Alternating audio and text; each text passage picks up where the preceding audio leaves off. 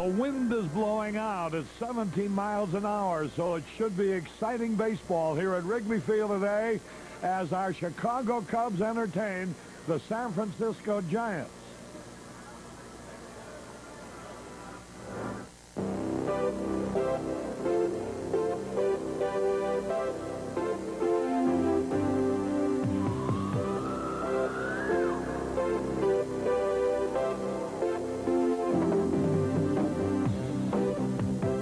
Participating advertisers in Cubs baseball are Budweiser, the king of beers and proud sponsor of the U.S. Olympic team. For all you do, this Bud's for you. Your neighborhood True Value hardware stores. Toyota's exciting cars and trucks for 1984. Toyota invites you to see them at your local dealer. Union 76 and your neighborhood Union 76 dealers, who invite you to go with the spirit of 76. Canon, the official 35mm camera of the 1984 Olympics. United Airlines, you're not just flying, you're flying the friendly skies. Zenith, see all the close-up action on the Smart Set by Zenith. At Zenith, the quality goes in before the name goes on. The Yellow Pages, it's the small investment that keeps your big investments paying off. And your Chicagoland McDonald's restaurants, where you can get all your favorite tastes in just one place. McDonald's. This copyrighted telecast is presented by authority of the Chicago National League Ball Club, which has the right of approval of the announcers and is intended solely for the private, non-commercial use of our audience. Any publication, reproduction, retransmission, or other use of the pictures, descriptions, and accounts of this game without the express written consent of the Chicago National League Ball Club is prohibited. Hello again, everybody. This is Harry Carey at Wrigley Field. The wind is blowing out at 17 miles an hour. It's 46 degrees. Not exactly ideal baseball weather, but nevertheless, there will be baseball as the Cubs try to sweep the San Francisco Giants. An interesting sidelight to this ball game here today. This is a game that will feature two downstate boys. Rick Russell, who's going to be 35 later this month. Russell, who comes from near Quincy at Camp Point, Illinois, will be pitching for the Cubs. And a 22-year-old rookie, Scott Garrelts, who's from down around Champaign-Urbana, makes his home in Buckley, Illinois, will be pitching for the San Francisco Giants. The Giants continue to be handicapped. They only have 7 pitchers on their staff, and that is quite a handicap and quite a odds for the other team, as was proven yesterday in the slugfest that ensued, with the Cubs eventually winning the ball game by the score of 10-7. The choir group from Urbana High School is gathering just behind home plate. The crowd here is small. The wind is blowing out. There's going to be a lot of action. So if you're in the neighborhood, why don't you join us here? In just a moment, you'll be hearing our national anthem. Tom Lasorda will bring the Dodgers into town tomorrow, and I would imagine among the spectators will be Frank Sinatra. Being an old buddy of the Dodger manager, and with the Dodgers coming in for games Wednesday and Thursday, which will conclude this homestand for the Chicago Cubs. The Cubs are in a first-place tie at the moment. Now, let's enjoy. We'll enjoy our national anthem, but first, a look at the wind. The umpires are just being introduced. They will be Dutch Rennert behind the plate, Eddie Montague at first base, Eric Gregg at second base, and Lee Wire at third. Tomorrow it'll be Scott Sanderson, and he'll draw an ex-Cub, Bert Hooton, as his opponent. And let's hope that the weatherman chooses to make the weather a little bit more conducive to the playing of baseball. Remember, it's 46 degrees here with the wind blowing out. Boy, that ought to be great for the hitters at 17 miles an hour. And Leon Durham will be going for his 5th home run in as many days. It has only been done once previously in Chicago Cub history, and you probably have guessed already who did it. None other than Hack Wilson back in 1929. There's our national anthem.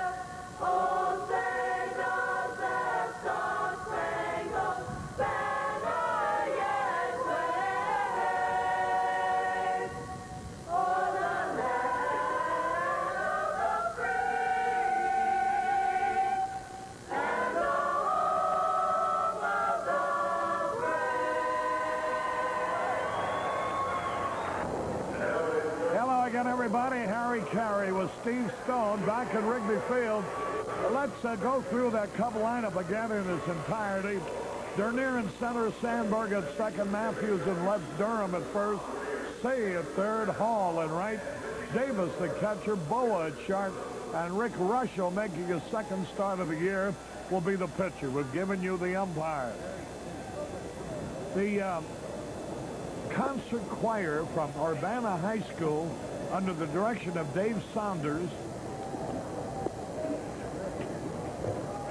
with a very lovely rendition of our national anthem a few moments ago. There you take a look at Rick Russell. I talked to Jim Fry about what he expected of the big guy, and he said he's not quite sure. Here's a guy who's only thrown 1 time in a month, and he said he'd love to get 5 innings out of him, but regardless of the outcome of this one, he still would like to see him throw 3 or 4 times before he made an evaluation.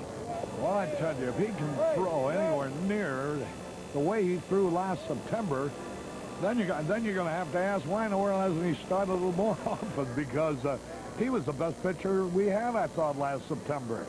And apparently nothing's been wrong with his arm. There's been a series of other ailments like muscle back spasms and a crick in the neck and things like that. Well, he had some leg problems also, and he's gotten that 1 start. He threw very well against Pittsburgh, but he'll have a tough day to throw, especially against the left-handers.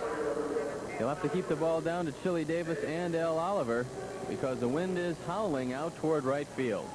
All right, here's Chili Davis, 2 out of 5 yesterday, hitting .281 with 1 homer and 4 RBI. Russell's first pitch of the ball game. A fastball a little bit low. Dutch Rennert, with that unique style of calling strikes, is working the plate. Russell's pitch. Bouncing ball, that ought to be easy. Sandberg over to first. I tell you, Russell ought to have the best of it on a day like this because he's a sinker baller, and it's going to be more difficult to get the ball up in the air against him than it is against a rookie hardball throwing Scott Garrelts of the San Francisco Giants, who's more of a power pitcher. Manny Trio, the batter. 1 out of 5 yesterday. 1 out. Boy, what a shot in the arm it would be to get a good performance out of Russell. There's a strike call. See, there's Rennert. He does a squat and a squat. 1 strike to nothing. A cloudy, cool day at Wrigley Field. But outside, that evens a count, a ball and a strike. Manny Trio very familiar with Rick Russell. They used to be teammates.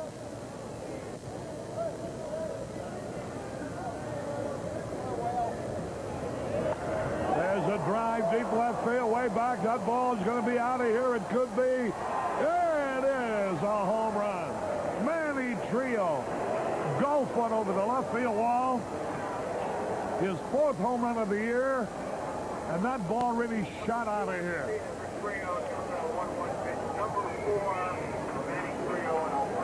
And it looked like he hit a pretty good pitch, about knee high. Manny Trio, not a noted home run hitter. Last year, he only had 3 for the year. Well, this is his 4th of this young season. He took a fastball down and in, and as you said, Harry, just golfed it out of the park. Here's Al Oliver, and the pitch is in there for a strike call. Boy, it seems strange that they can't make room for Jeff Leonard in their lineup. He's a pretty good ball player to be sitting on the bench for anybody. Well, you can only use 3 outfielders, and Leonard seems to be the odd man out. I think he might have a little bit of an injury here. He sat out 2 straight days, but Chili Davis is starting to hit the ball well. And he's flanked by a couple of guys who play well also. Here's the pitch to Oliver, and it's a slider a little bit inside. Russell seems to be throwing the ball well. 1-2 pitch. Whoa, almost hit him. Off-speed breaking ball. Speaking of Jeff Leonard, as greetings for Lolita Rose, 4th grade class at St. Catherine. Here's a bouncing ball in fast. Sandberg. He'll throw him out. That's 2 away, 1-0 in favor of the Giants. Here's Jack Clark, batting .356 for the year with 5 homers and 19 RBI. The Hack Man has a lot of friends. That's what they call Jeff Leonard. Has a lot of friends in the Chicago area. There you take a look at Jack Clark, and he's off to a unfamiliar fast start. He usually starts very slowly, gets tuned up as the weather gets warmer, but this year he is torrid. Here's the pitch, and it's a breaking ball a little bit inside. Ball 1. Russell retired both Davis and Oliver, left-hand hitters, on ground balls to Sandberg. Trio, the right-handed batter, hit one out of the ballpark. So much for the platoon system. Montreal's game has been canceled because of rain. They play it as part of a doubleheader in July.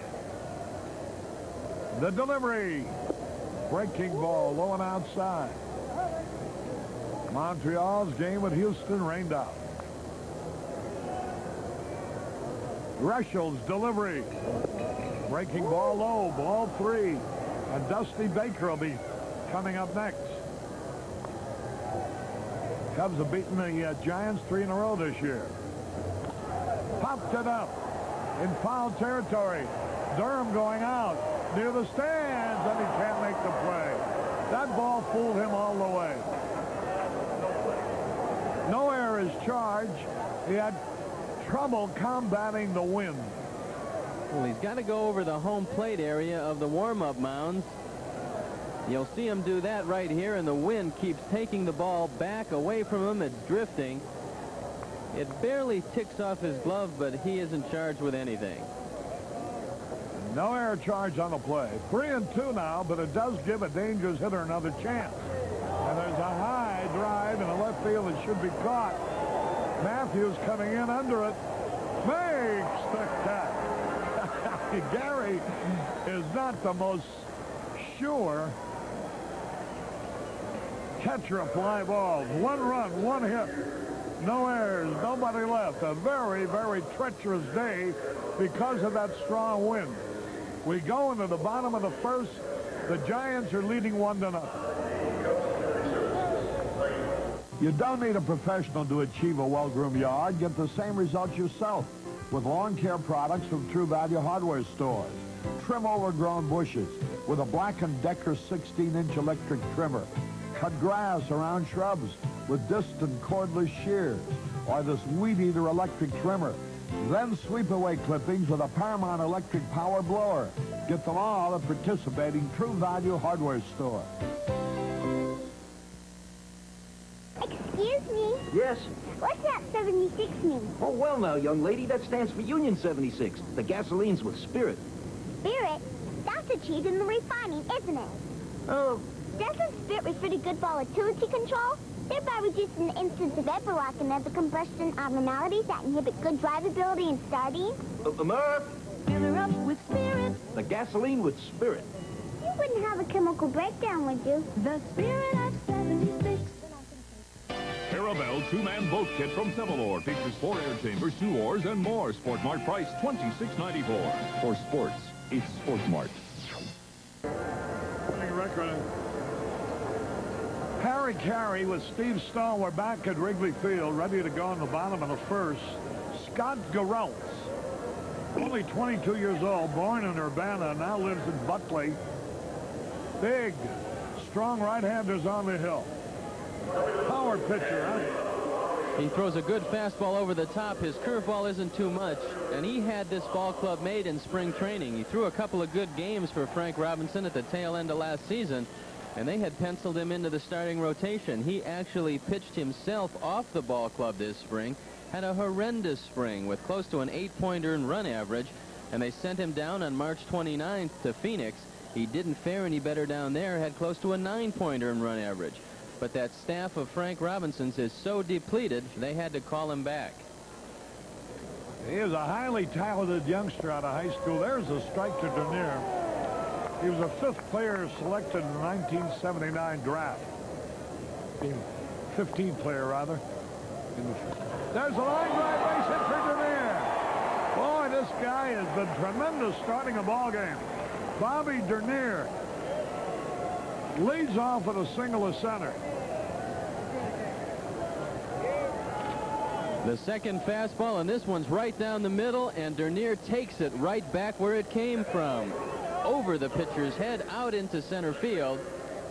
He's on with a single, and Garrelts has some problems because his fastball doesn't appear to move. He throws hard enough, but it looks like it doesn't sink or sail. It's a 5th straight game that Dernier has reached base leading off.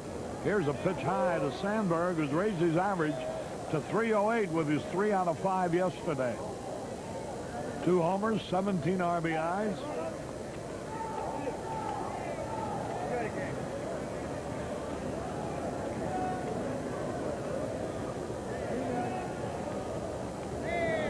There's a pitch in there for a strike call. That evens the count.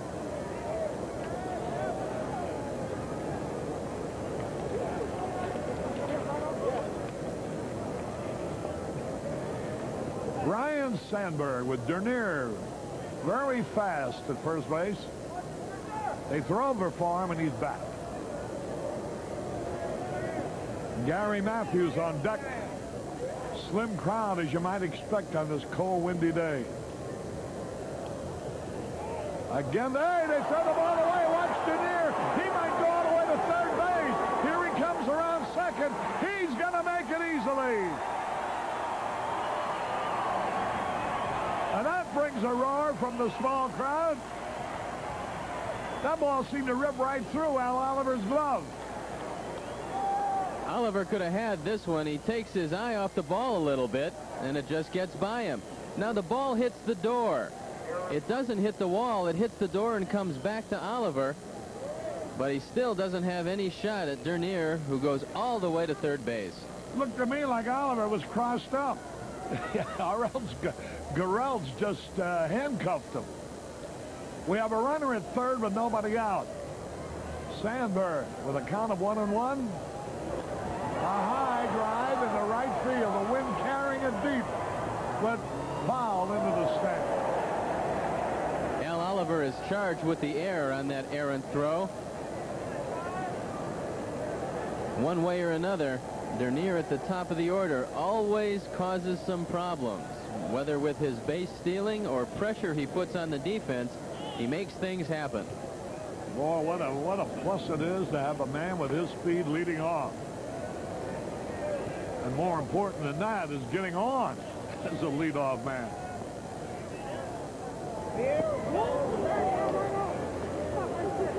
Probably the most disturbing statistic for Scott Garrelts is 28 walks in 22 innings in AAA.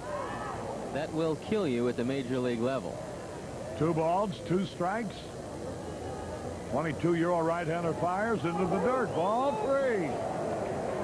3 balls, 2 strikes. Remember, the Cubs yesterday got 2 in the first and 7 in the second. And boy, they needed them all to win 10-7. 3 balls, 2 strikes. Line drive, base hit, another RBI for Sandberg. That's his 18th of the year. Boy, oh boy, what a year that kid is having. Sandberg, who had 3 out of 5 yesterday, comes right back today. I told you the fastball isn't moving much. You see a straight fastball, and it's hit right where it's pitched, right back up the middle. So that's 2 high fastballs, 2 base hits, and it ends up in a run.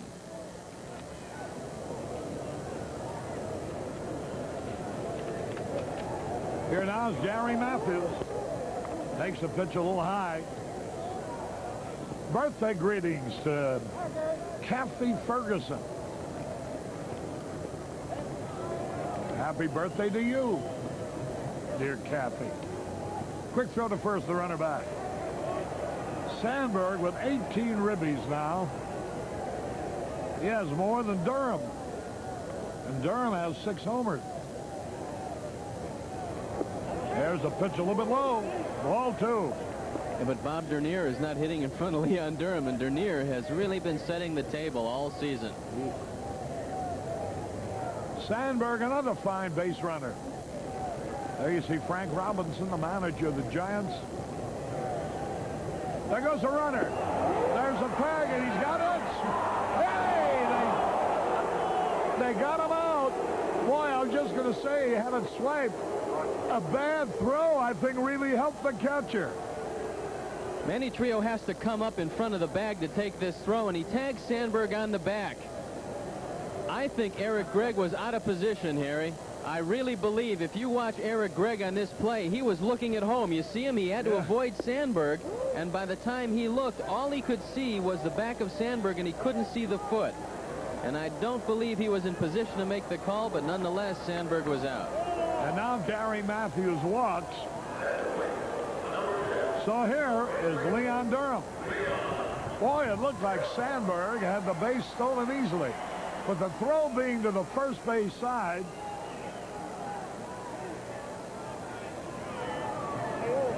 There goes a runner. There's a peg.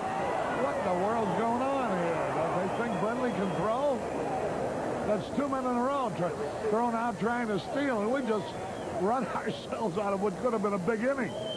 Well, there is no doubt about this one. Brenly is the best throwing San Francisco catcher, and he shows you here not only a great throw, but he gets rid of the ball in a hurry. So instead of having men on base for Durham, he's up there all alone. Score tied 1-1.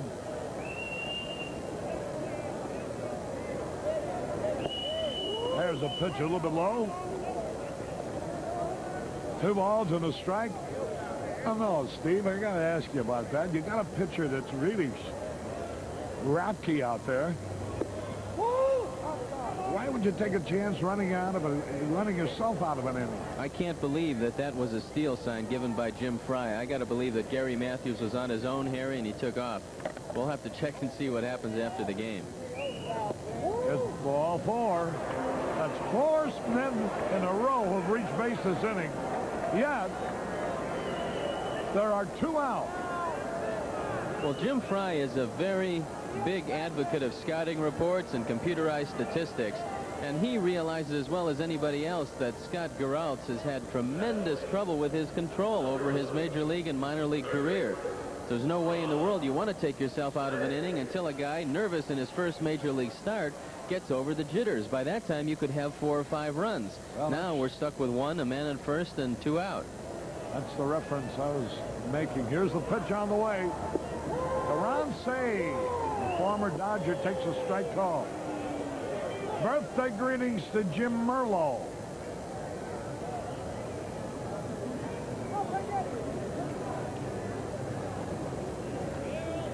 One strike and nothing. Ron Say waiting.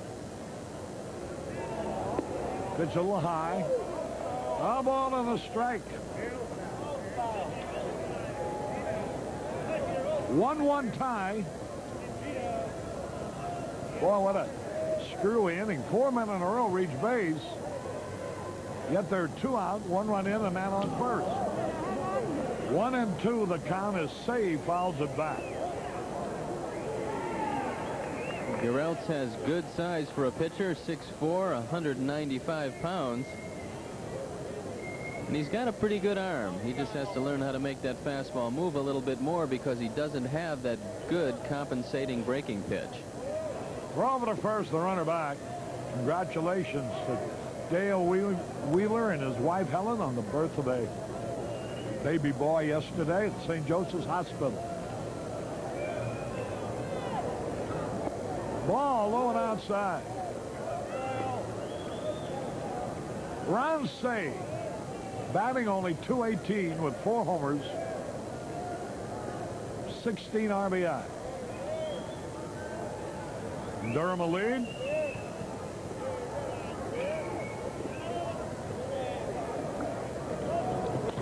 There's a smash to the shortstop. He's got it. LeMaster over to Trio. And it's only 1 run out of all that. 2 hits, 1 error, 1 left. At the end of 1, we're tied 1 all.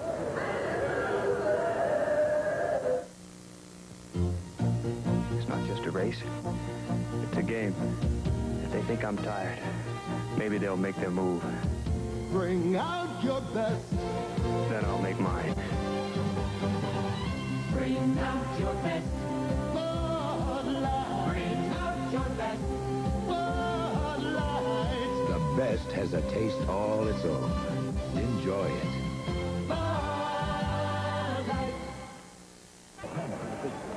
Harry Carey back at Wrigley Field as we go into the top of the 2nd inning. Here's Dusty Baker to lead it off. Another ex-Dodger. Hitting .349 for the year with 1 homer and 8 RBI. The pitch by Rusho. Strike is called. We want to send our good wishes to Jimmy Pearsall's wife, Jan. I wish her a very speedy convalescence. Here's a pitch a little bit low, and the count is evened up, and a ball and a strike. Jan hospitalized today, but only expected to be in the hospital a few days. 1-1 delivery, low and inside. I asked Dusty Baker before the game if he still felt some Dodger blue in his blood, and he said he felt a little more longing for Atlanta when he left than when he left the Dodgers. He said it's a funny thing. He came up with Atlanta. It was their first club. He thought he'd be there forever. And when he left Atlanta, he looked back fondly. He says now he's over being a Dodger. Just has his mind made up to help his new San Francisco ball club. 3 balls and a strike. The delivery now. Fouled it off, and the count is full of 3-2. Even cold in the bleachers today. Looking out with the blankets and the jackets. Yes, sir. This is a good football afternoon. 3 balls, 2 strikes. Dusty Baker. Bouncing ball, foul outside third. Bud Dillon watching the game in Joliet, celebrating his 92nd birthday today. Wow.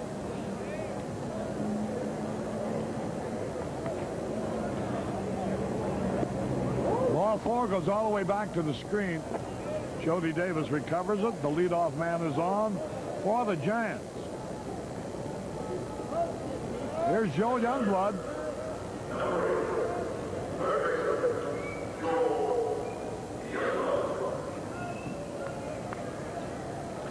Dean Mooney, along with Tommy Ryan. Dean being the manager of the pump room. Well, they had a marvelous party last night for Frank Sinatra. Runner at first, nobody out. Youngblood, who wears out the Cubs. Takes a pitch a little bit low. 1 ball, no strikes.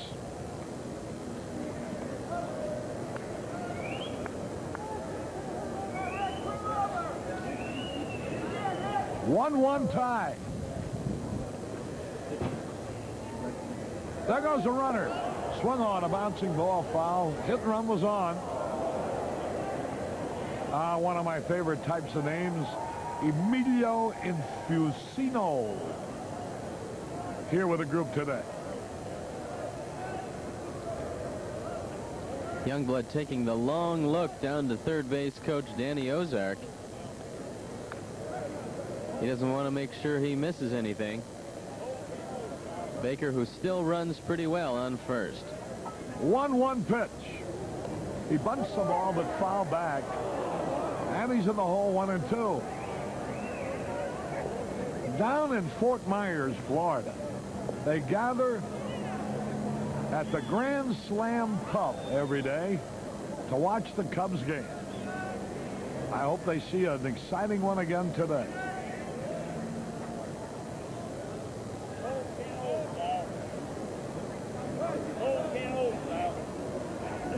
Throw over to first to run it back. 1-1 tie.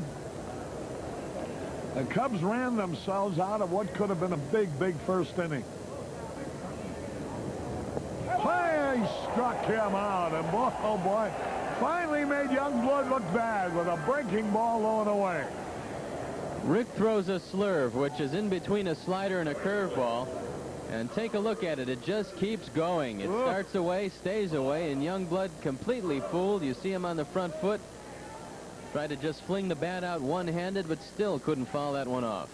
Here's Bob Brenly, hitting .308 for the year. He's got pretty good power. 0 for 2 yesterday.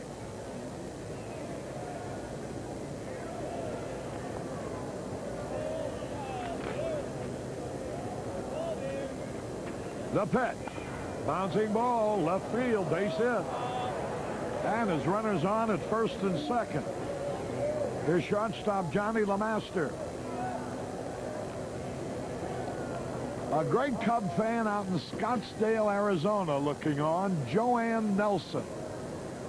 And our good wishes and best regards.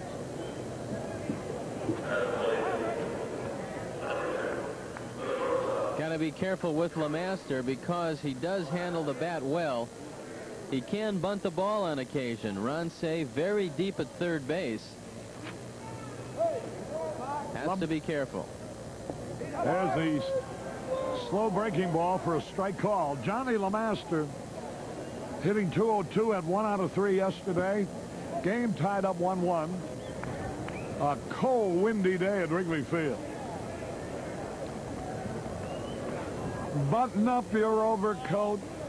Let the winds blow free. Take good care of yourself. Fouled it back. Your voice is killing me. Did you ever learn how to spell that word? In fact, it is in the dictionary, Harry. What does it mean, first of all? Well, in reference to yesterday, what is that word again? Cockamamie. Boy, that sounds vulgar. No, it's not. You'll have to look that up, but it is in the dictionary. 0-2 the count. Runners at first and second. Rushel's pitch. A little bit outside. Rushel sort of shot puts the ball. He always did pitch that way. He slings it just a little bit, and that's as a result of some shoulder problems. Usually his control is his strongest asset. He doesn't walk leadoff hitters, as was the case with Dusty Baker. Now the pitch. Ground ball, left field base hit, and the Giants will have taken the lead. 2-1. LeMaster hit one in the hole between Say and Boa.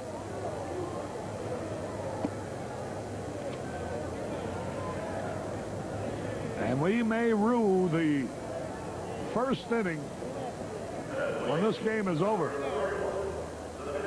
Here is Gereltz, the pitcher. 22-year-old kid, stands 6'4".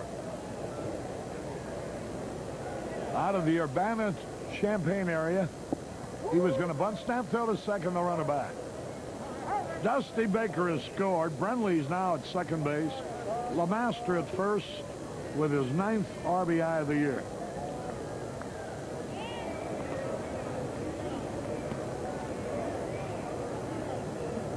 He bunts. Whoa! Russia falls down. There's an They bunted the ball between Russell and Durham for a hit, and the bases are loaded. Russell is usually a good fielder, but when the ball is bunted by Durham, there you see Rick losing his footing. The ball trickles into the infield for a base hit. That loads him up. Watch it again. It's a good bunt because it gets by Leon, and this is Rick's play to make, and he falls down. So the bases are loaded, and here's Chili Davis, and the wind is blowing towards right field at 17 miles an hour.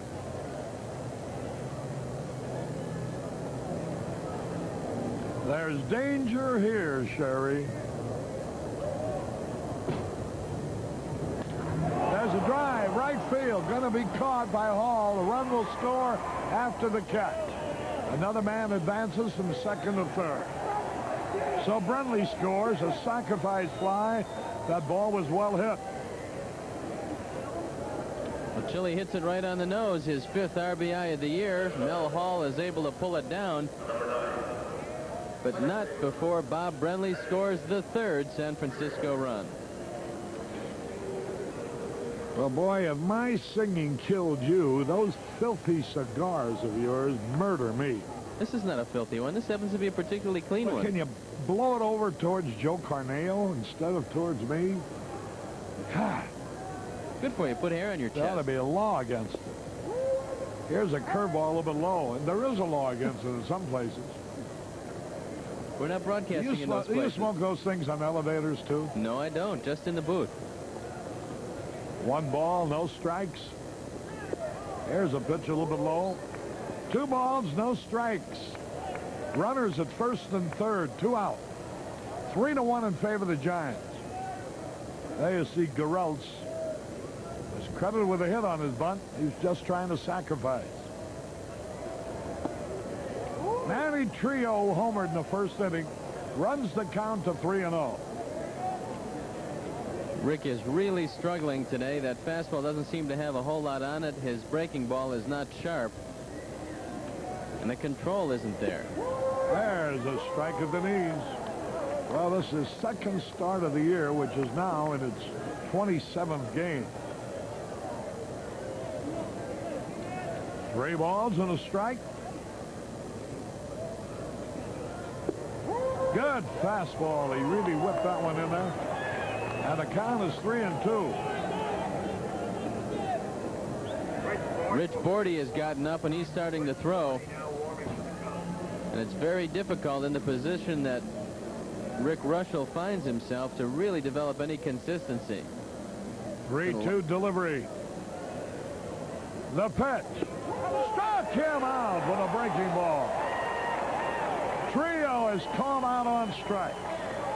2 runs, 3 hits, no errors, and 2 left. Mondo Uomo.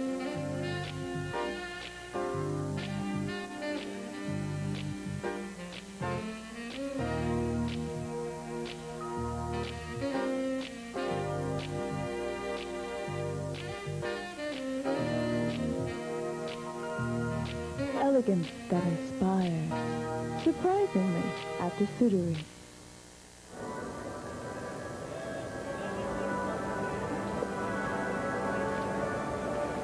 Harry Carey back at windswept and cold Wrigley Field. I just figure out why those cigars are bothering me so much today. The wind is blowing in this direction. I'd blow him a Joe, but I know he doesn't like to smoke, Harry. There really ought to be a law against it. In close quarters, people should not be permitted to smoke cigars. Cigarettes, okay. Can I interest you in cigarettes? They kill you. Here's Mel Hall. Well, with all the wind blowing towards right field at 17 miles an hour, the only home run has been hit to left field. Hall has had trouble with the Giants pitching all through his young career. There's a high fly ball. Easy out. Clark in right field has it. The wind's blowing to right, but not that strong. The ball was weakly hit. One away, here's Davis. Jody hitting .286 with 2 homers and 18 RBI.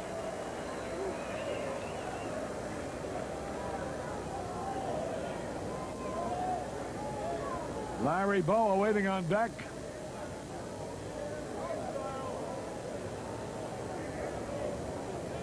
Bill Veeck. Bill's sitting out in the center field bleachers. That'll give you an idea of the weather, because usually they flock around Bill out there. Today there aren't that many people. I'm surprised Bill's even got a jacket on. 46 degrees. Boy, they threw away the mold with him. There's a line drive right at the third baseman, hit like a shot. Jody Davis lined out to Joel Youngblood. If you need any more of an explanation about why it's called the hot corner, watch this one. Jody smokes a line drive down at Joel Youngblood, and he comes up with it just a little bit over his head. Here's Boa now, ground ball up the middle, a base hit. Boa singles to center. That'll bring up Rick Russell. Pretty fair hitting pitcher. Rick's a pretty good athlete. He doesn't look like it. Looks more like it now than he did in his prime, because he's lost so much weight. Well, I played on the Cub basketball team back in the middle 70s with him, and he was a pretty good basketball player, and he's generally a good hitter. He didn't hit for a few years after going over to the American League and the New York Yankees. But if he gets a chance to bat a few times, he'll get that stroke together. You know, for a pitcher 35 years old, this is only the second game that Russell has appeared in. Last time he started a game was against Pittsburgh, April the 21st. There's a tap right back to the mound, over to first, easy out. And it is no runs, 1 hit. No errors, 1 left at the end of 2. The Giants 3, the Cubs 1. You've invested a lot in the tools of your trade. You want them to pay off. You want to keep them busy. That's why you also invest in the Yellow Pages, where your ad is on the job every day of the year, so other businesses who need you can find you.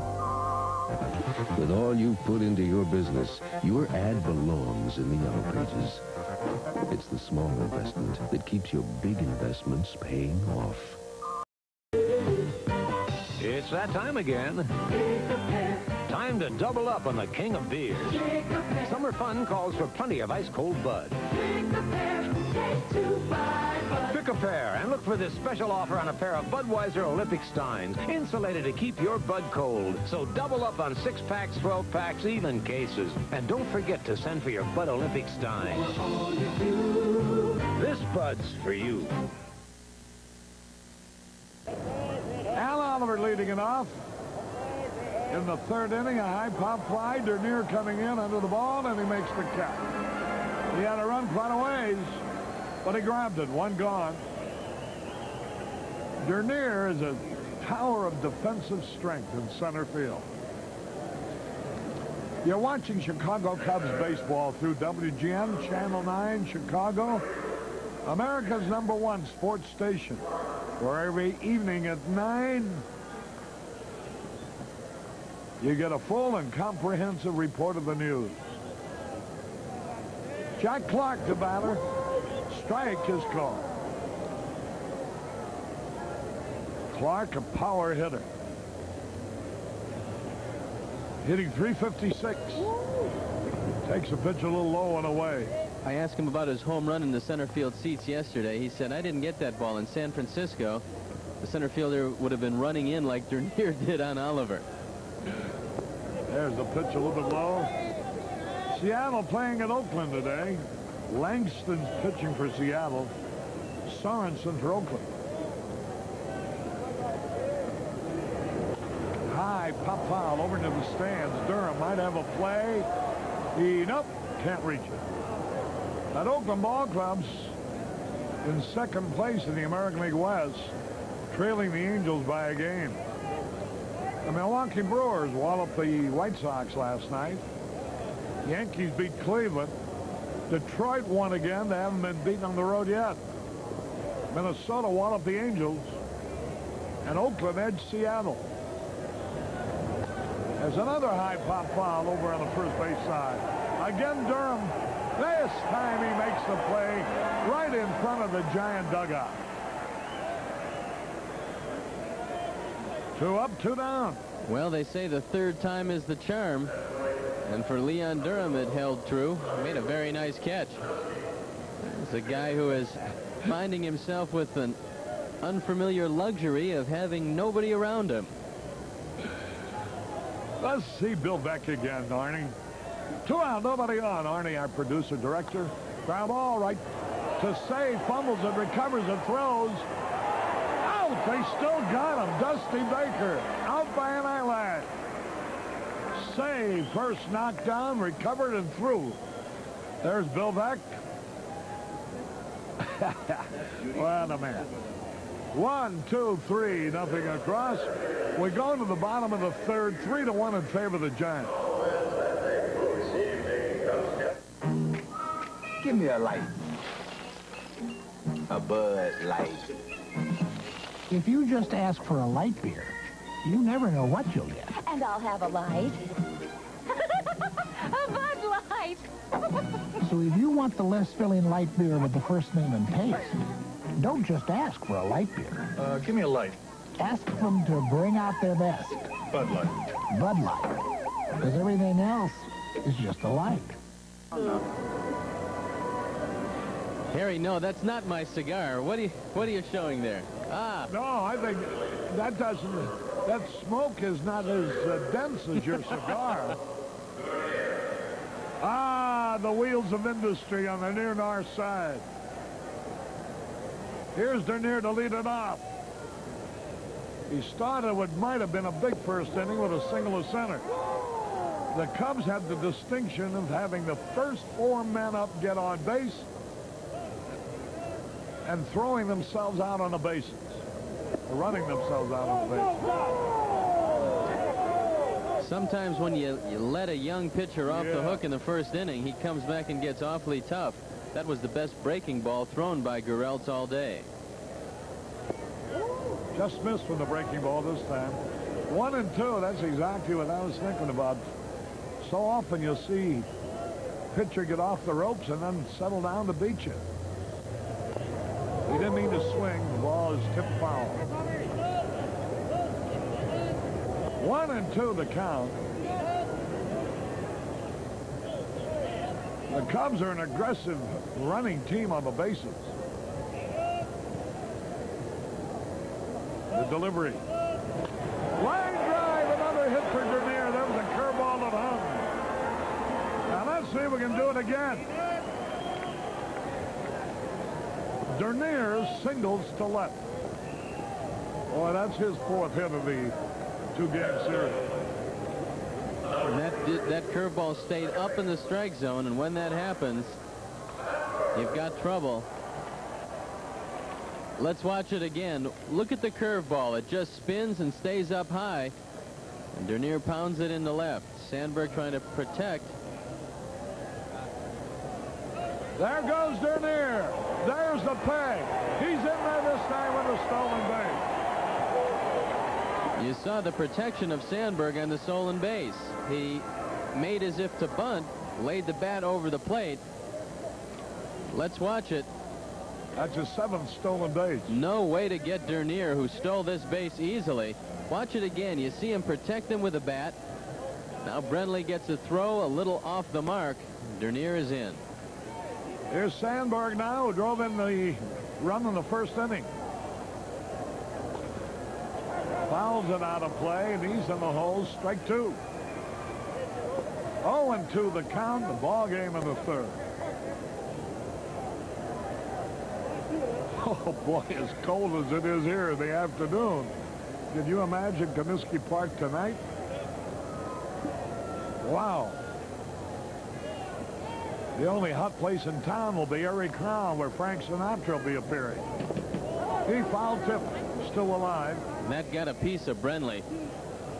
That smarts on a cold day. There you see him trying to walk it off. Believe me, that doesn't help a great deal. Runner in scoring position. Giants are leading 3-1.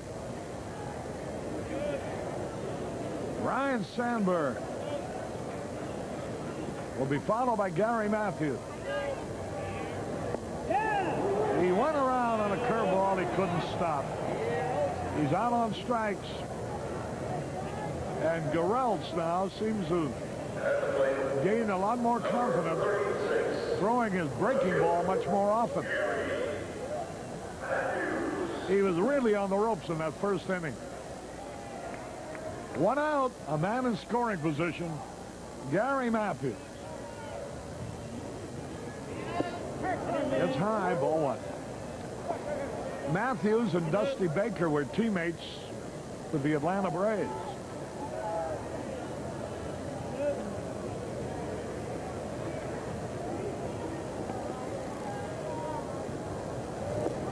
Inside, ball 2. Durham will be up next. He's shooting for 5 home runs in 5 days. He's hit 1 in each of the last 4 games. There you see the overcoat-clad crowd at Senior Citizens Day here. Ball 3 is low. I wish we could get a report, Harry, from Nome, Alaska. I know they watch us up there. I bet you that it's colder here than it is in Nome. Arnie Harris is going to do it. 3 balls, no strikes.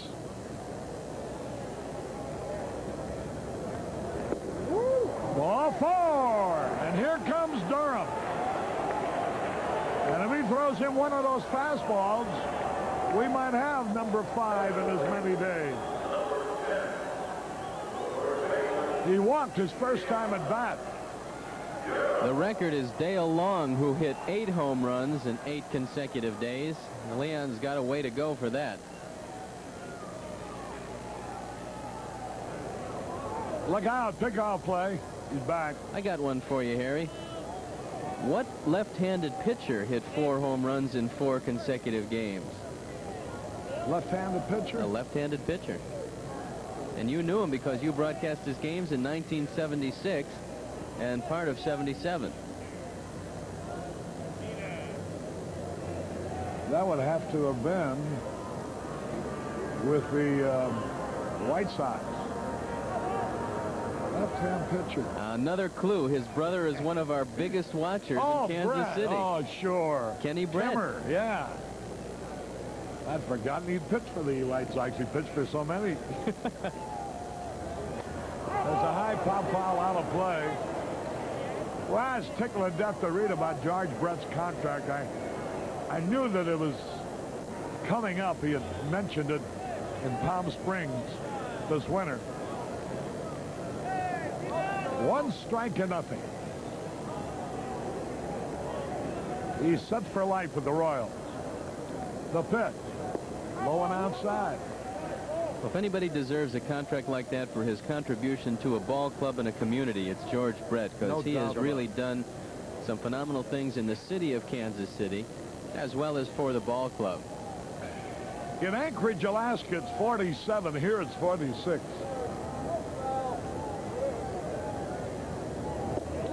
There's ball outside. Of course, Anchorage doesn't get as cold as Nome. Let's find out what it is in Nome, Arnie. There's a Harry Carey. There's their Nome, right? Spells it different. K-A-R-E-Y. The pitch. There's a strike call. Boy, that was a pretty good pitch. Scott Garrelts from Buckley, Illinois. He's keeping everything away from Leon. He saw what happened yesterday when they got the fastball down and on the inner portion of the plate. 2 balls, 2 strikes. Ball 3. Now, would you start the runners? Only 1 out, 3 balls, 2 strikes on Leon Durham? Or would you hold them fast? Durham doesn't hit into too many double plays. Let's see what they do. They got two fast men on the bases. 3-2 delivery. Shortstop Lemaster cutting in behind Bobby Dernier. 3 balls, 2 strikes. The sun's trying to peak.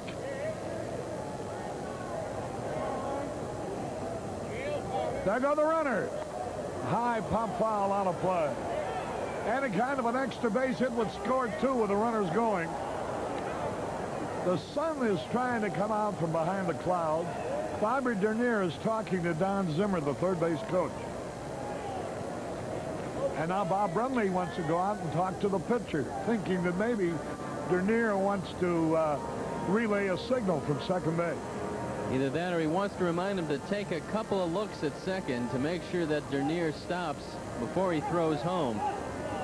Also, this is a very good time for a pickoff play, so let's see what they have on. Dernier will obviously be watching Lemaster at second. 3 balls, 2 strikes. The runners go.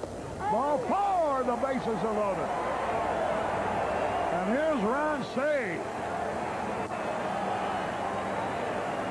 Oh, for any kind of a base hit. Frank Williams is warming up. And now Herm Starrett comes out to talk to Gereltz. And Williams, who started a ball game this year and was one of the 4 rookies to start a game for San Francisco, is now throwing in relief. We saw Williams in spring training. He throws from the side. But Herm just wanted to settle down his young right-hander, get him to concentrate on Say. All right, Ron, remember that base hit the other day to right field? Base is loaded. The sun is shining.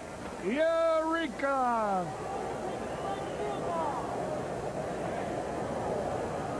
Bases loaded, 1 out. The Giant infield back, hoping for the double play. He had a swing and a breaking ball, and he missed. 5 career grand slams for Ron Say. I wish he'd forget all about that and just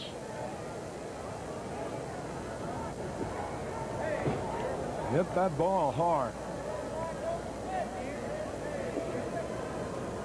There's a drive deep center field, way back. It might be out of here. It is a grand slam. Holy cow! Ron Say.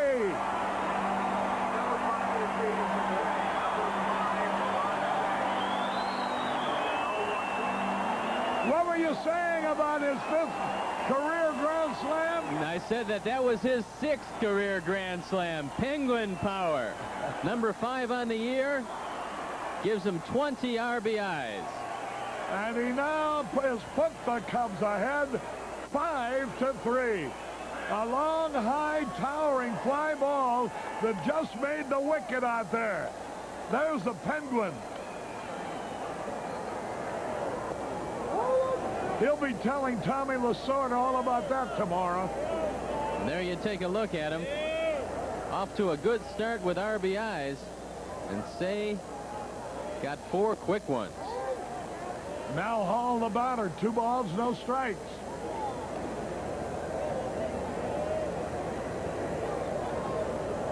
Now Hall waiting. Ball is high. And Scott Gereltz. Let's watch his home run again. See what he hit. He hit a breaking ball that was down, Harry. He just got the head on it. And it drops into the first row as Chili Davis runs out of room.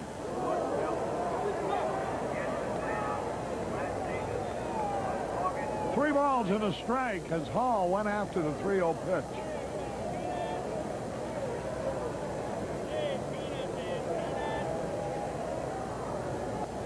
Fouls it off to the left, and the count is full, 3-2.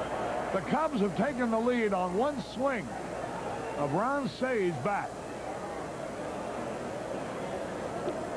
The Penguins' average is lowly, but his run production, as always, is big.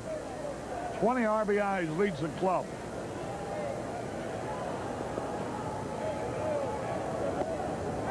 before he walked him. We're going to show you the home run from Say's bat from the center field camera now. Watch it.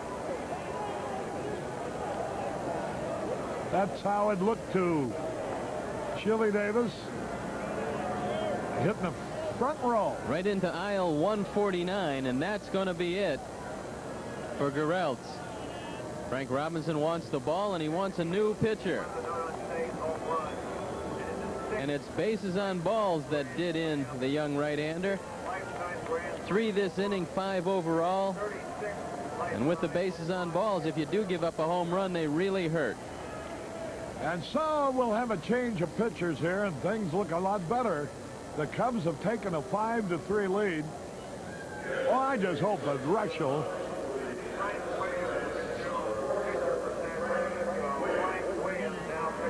will pitch a lot here today, Steve. I think he can be a big help in that starting rotation. Well, he can, Harry, but he'll have to have 2 or 3 starts in a row before you can really evaluate how successful it'll be. A pitching performance today is hit and miss. You never know how a guy's going to respond to it, but you do know that sitting out, only pitching 1 time all season is not good for any pitcher. Now we'll look at Frank Williams, and Frank is 1-0 on the year. 352 earned run average, making his 12th appearance. He started one of those games, and in his only start of the year, he threw a complete game. He's got 1 save. He's pitched 23 innings, given up only 16 hits. He's struck out 17, but he's walked 20. So like some of the other young San Francisco pitchers, his control has been a problem. And their pitching staff has been in such disarray that they have had 9 rookies starting games. So 4 of the guys have been rookies, but they've started 9 times for San Francisco. And when you send that many young people out to the mound without an established couple of veterans on your staff, you're going to have a tough year. And Frank Robinson just keeps shaking his head in wonderment over this pitching staff, wondering when it's going to come together. 1979 against San Francisco at Candlestick Park. You know, Say has just worn out San Francisco pitching throughout his career. That was the 36th home run that he's hit against San Francisco pitching. He has driven in 124 runs. He had hit another grand slam against the Giants earlier in his career while a member of the Dodgers. So he is a giant killer indeed. The Penguin, Ron Say. Here's Jody Davis. Frank, they balked, and he will be allowed to take second base. Williams now is arguing about it. What did I do wrong, he says. Teddy Montague. That's his 3rd balk of the year, so he's no stranger to that particular call. And Ed Montague called it right away. Why do you think there's so many more balks being called? Let's watch this, Harry, and see exactly what he does.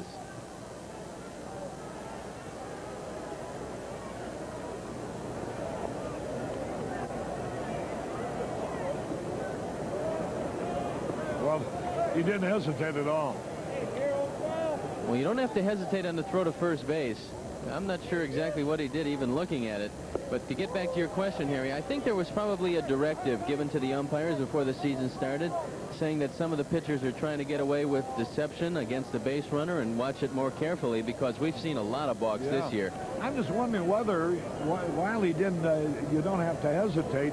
If you're stepping towards the plate while you're throwing to first base, that's a balk too, isn't it? Sidearm curve outside. You've got to step toward first base, and that might have been it. If you throw over your body, if you don't step toward first base, the umpire will call a balk. Let's see it again. Might have been the case. Maybe that's it, huh? He moved his back foot, Harry, and the only thing that I can think about is he moved his back foot before he delivered the ball, and that's what Montague called. All right, Jody Davis waiting. Wild pitch. Goes back to the screen. Boy, that was really a wild one. It was almost as wild on the rebound off the wall as it was being delivered from the mound. Well, he crossed up Brenly, and they're meeting right now at home plate because Brenly was probably looking breaking ball, and all of a sudden he goes, oh my God, it's a fastball. It went right through his legs. He never got a glove on it. The ball bounced off the back wall. That's usually the sign of a cross-up on the part of the pitcher thinking one thing, the catcher calling something else. 3 balls, no strikes. Frank Williams probably saying to Gurrell, you've contaminated this mound so I can't get the ball over either.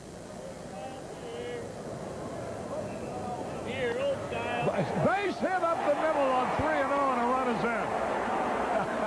Jody Davis just poked the ball, bounced it right through the infield for his 19th RBI of the year. Here's that balk that was called on. Watch his back foot. That's the only thing that I can see. He moved his back foot. Montague said he broke his back foot, and that's what he called the balk. That's why he called the balk. And Harry, the last play is why I don't like the drawn-in infield. That was a ground ball to second base that turned into a base hit. Here's a pitch down into the dirt. Almost threw another one away. All of the runs now are charged to Gurrell. 5 walks, 1 strikeout. 5 hits is 5 runs have scored. Runner at first base. Low again. Ball 2.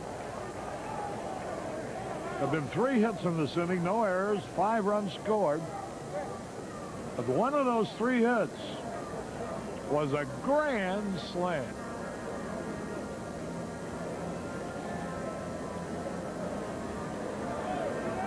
For the home run, the grand slam, hey, that's right. As a result of the grand slam, True Value Hardware donates $500 to Cubs Care and the Northwest Memorial Hospital in the drive against cancer.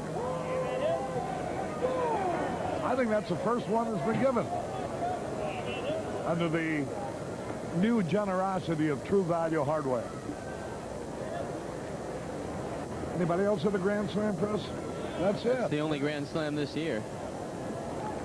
There's a runner back. So, $500 in the fight against charity, against cancer. There's a drive in the right field corner. That's going to roll deep. Another man may score. Here comes Jody around third. Larry Boa with a triple to right.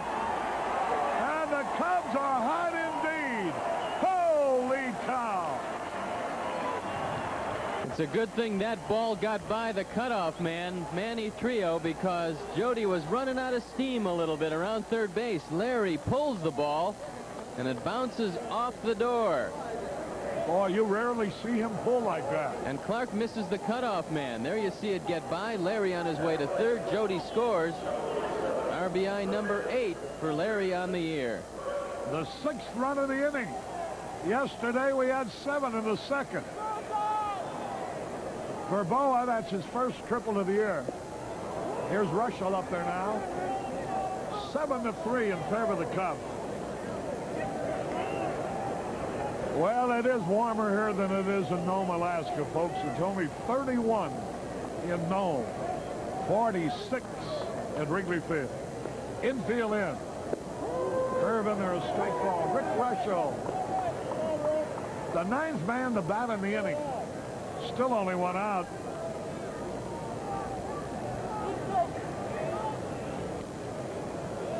Infield comes in. Boa, the runner at third. The squeeze is on. He bunts. Here's the run. Going to score easily. Beautiful squeeze play. And Russell drives in Larry Boa. Perfectly executed.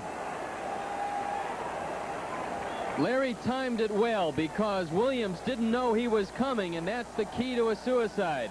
By the time Williams gets the ball, there's nothing he can do but throw to first. Remember, the key is on the base runner. He has got to time his break so the pitcher's in the middle of his delivery, and Russell gets the ball down perfectly. Boa scores the 7th run of the inning and 8th of the game for the Cubs. 2nd day in a row, the Cubs have scored 7 in 1 inning. is Bobby Dernier. They got 7 in the second yesterday, 7 in the third today.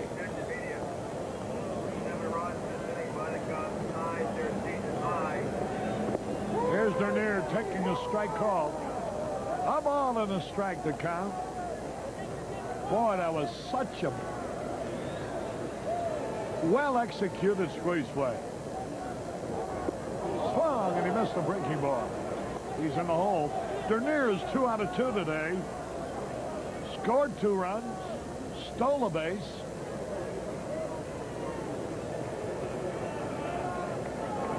One and 2 the count. That evens it up. Frank Williams, a side armor. Hey, I got to get one of those. Those stocking hats are great. Ski hats.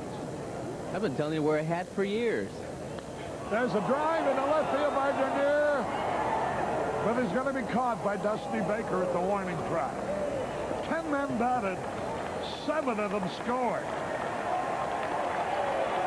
There were 4 hits. No errors and nobody left. Milo will be joining Steve in a moment.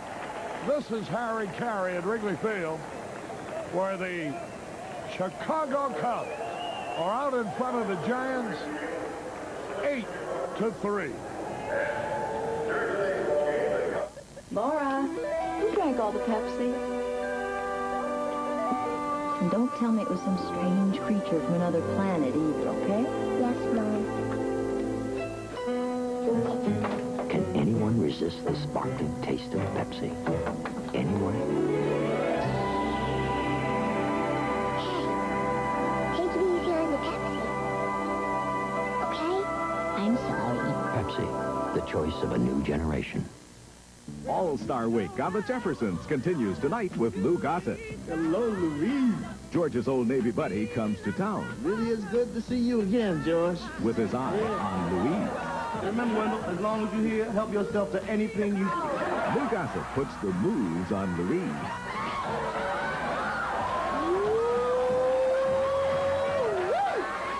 On the Jeffersons, tonight at 6:30 on Channel 9.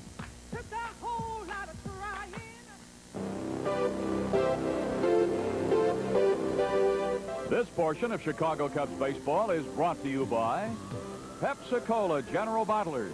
Pepsi, the choice of a new generation.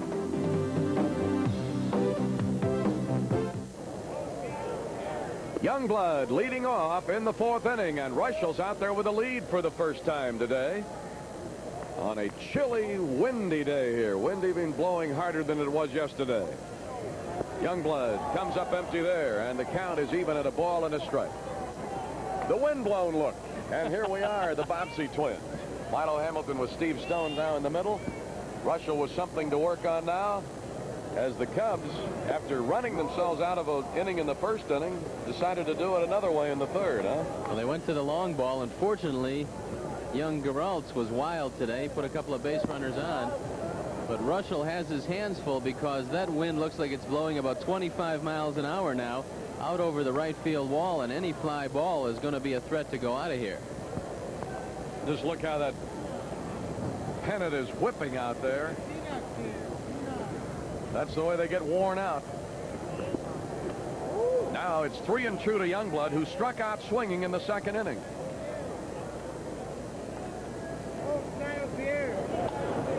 Swing sends a high fly ball, center field. Dernier coming in. He's under it. Youngblood is out, and it's 1 away in the Giant 4th.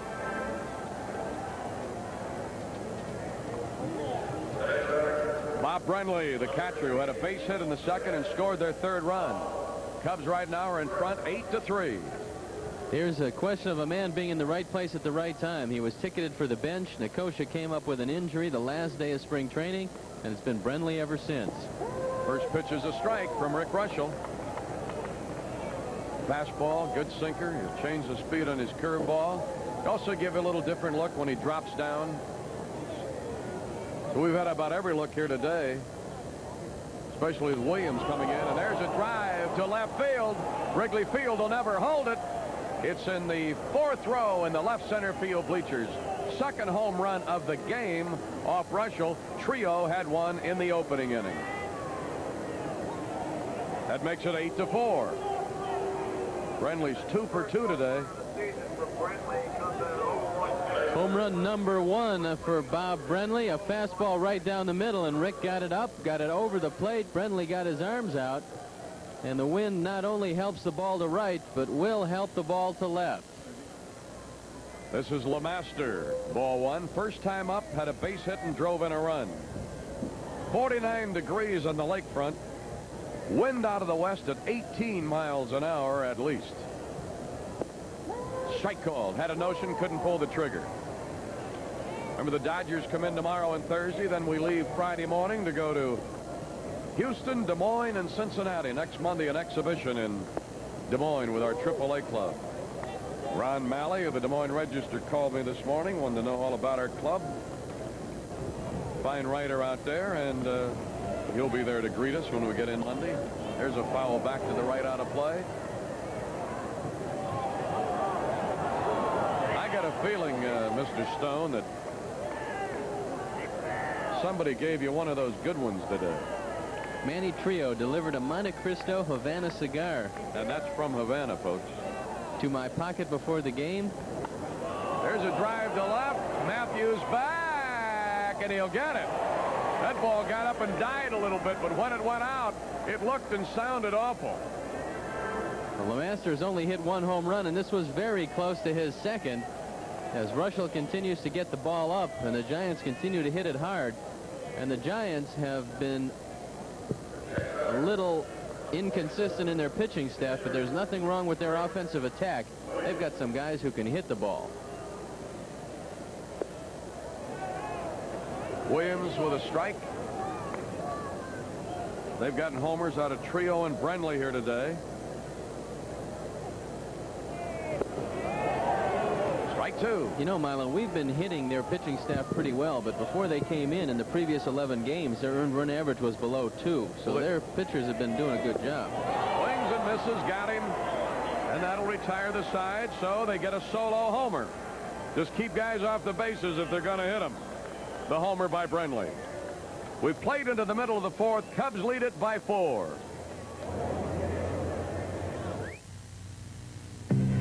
Think about time.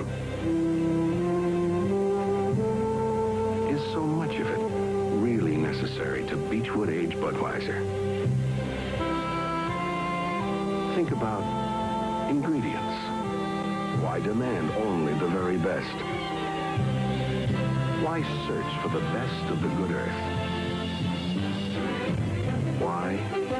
Because that's what it takes to create the quality taste of Budweiser. Quality taste. Think about that. That's what people want from a cold glass of beer. And this is the one they want. For quality. For the way it tastes.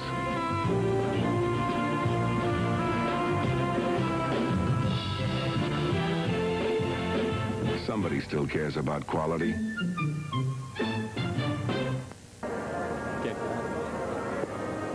All right, getting ready to go into the bottom of the 4th. Sandberg, who drove in a run in the 1st inning with a hit to give him an 11-game hitting streak, the longest on the club this year, will be stepping in. And tonight he'll be stepping out with Larry Boa and Scott Sanderson and Jay Johnstone, as Larry Boa and Bob Ibach start their new question and answer show up at Danny's place in Northfield. That's tonight between 8 and 9.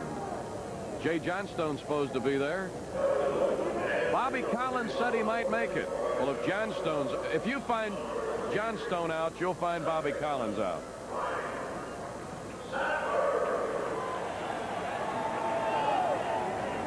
Should we tell Collins? Oh, he won't need any help.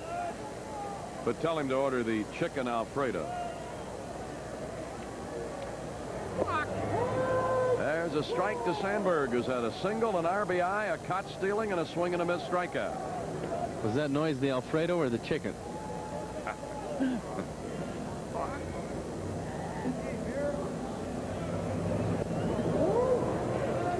Williams' fastball moves into a right-hander. When he gets into problems is when, even though he throws it from the side, he gets underneath the ball. Then it stays up a little bit. There you see a recent graduate. Yes. 2 balls and a strike. You know, if Williams were a little taller, he might find that same groove down on the side of that mound that Abernathy put there. Same type of delivery. Ted was a little more underneath. Yeah. There's a line drive, a base hit that's going to split him in left center. Rhino is really hot, and he's going to have a double as Baker fires it in. Leadoff double. 3rd time in 4 innings that a Cub has been on in the leadoff spot. 2 hits today, 5 hits in a game and a half here for Sandberg. If you're going to throw from down under, you've got to keep the ball down. That's been the secret to Dan Quisenberry over the years. But Williams throws from down there, and the ball starts coming up a little bit, and when that happens, you can get hit pretty hard. Gary Matthews been up twice, walked twice, and has scored a run. Sandberg at second. Cubs now have 8 hits, 5 hits for the Giants. That's a strike.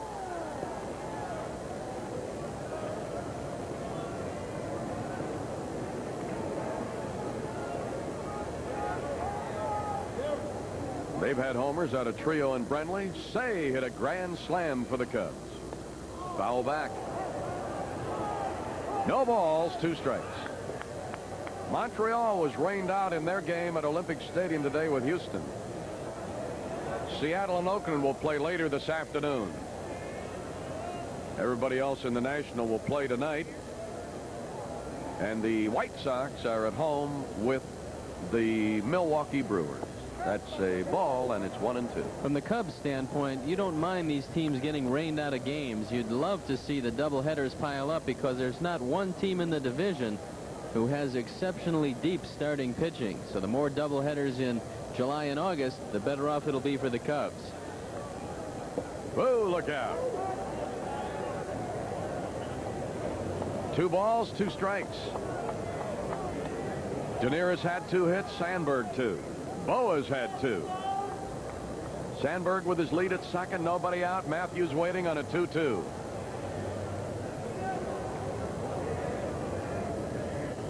Setting up low and away.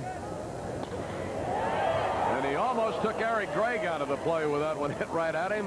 But Eric got out of the way, thrown out by Trio, and on the play Sandberg moves over to third. Eric Gregg is having a tough time today. He almost got hit with a throw from the catcher, and now this one almost took part of his pant leg. What did the replay look like on the caught stealing on Sandberg in the 2nd inning? It looked like Eric was trying to get out of the way of the throw, looked up, and when he saw the play, all he could see was the back of Sandberg. He couldn't see the leg, and it looked to me like he was in there. It looked to me like Eric was a little out of position. There's a different philosophy in the 2 leagues, isn't there, about umpiring at second? One league umpires on the infield side and another one on the outside. The American League usually calls it from the backside of second base. Fouled off by the Bull. Durham has been up twice, walked each time, scored 1 run. Had 2 for 4 yesterday, including a home run, and he drove in 4 yesterday. He really hasn't had a good pitch yet in which to try to tie Hack Wilson. He's seen a lot of fastballs away and nothing in his zone. 1 ball, 1 strike. 2-1.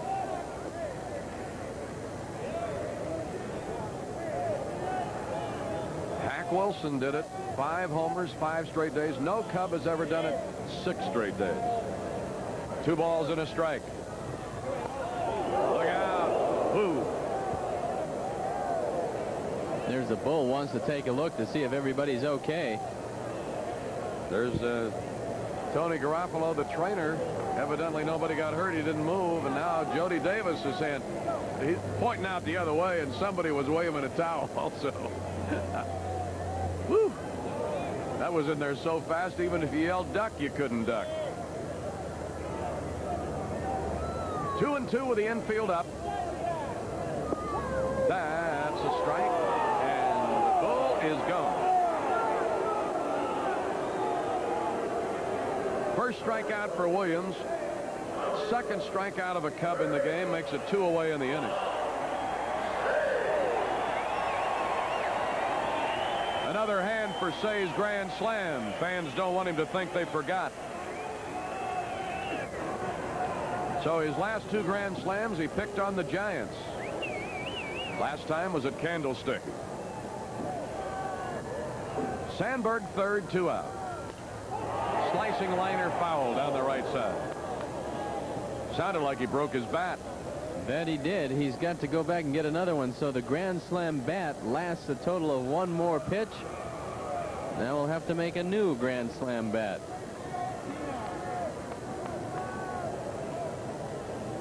Richard Byline and some friends from Lakewood, Colorado. Watch us on the cable.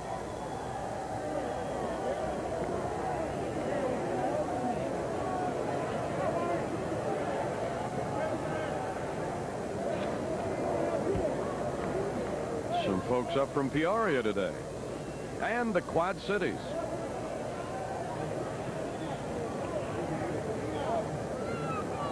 Sandberg, would be a big hit if the pen could get one here, pick everybody up. There's that rising pitch, and it's a ball, 1-1.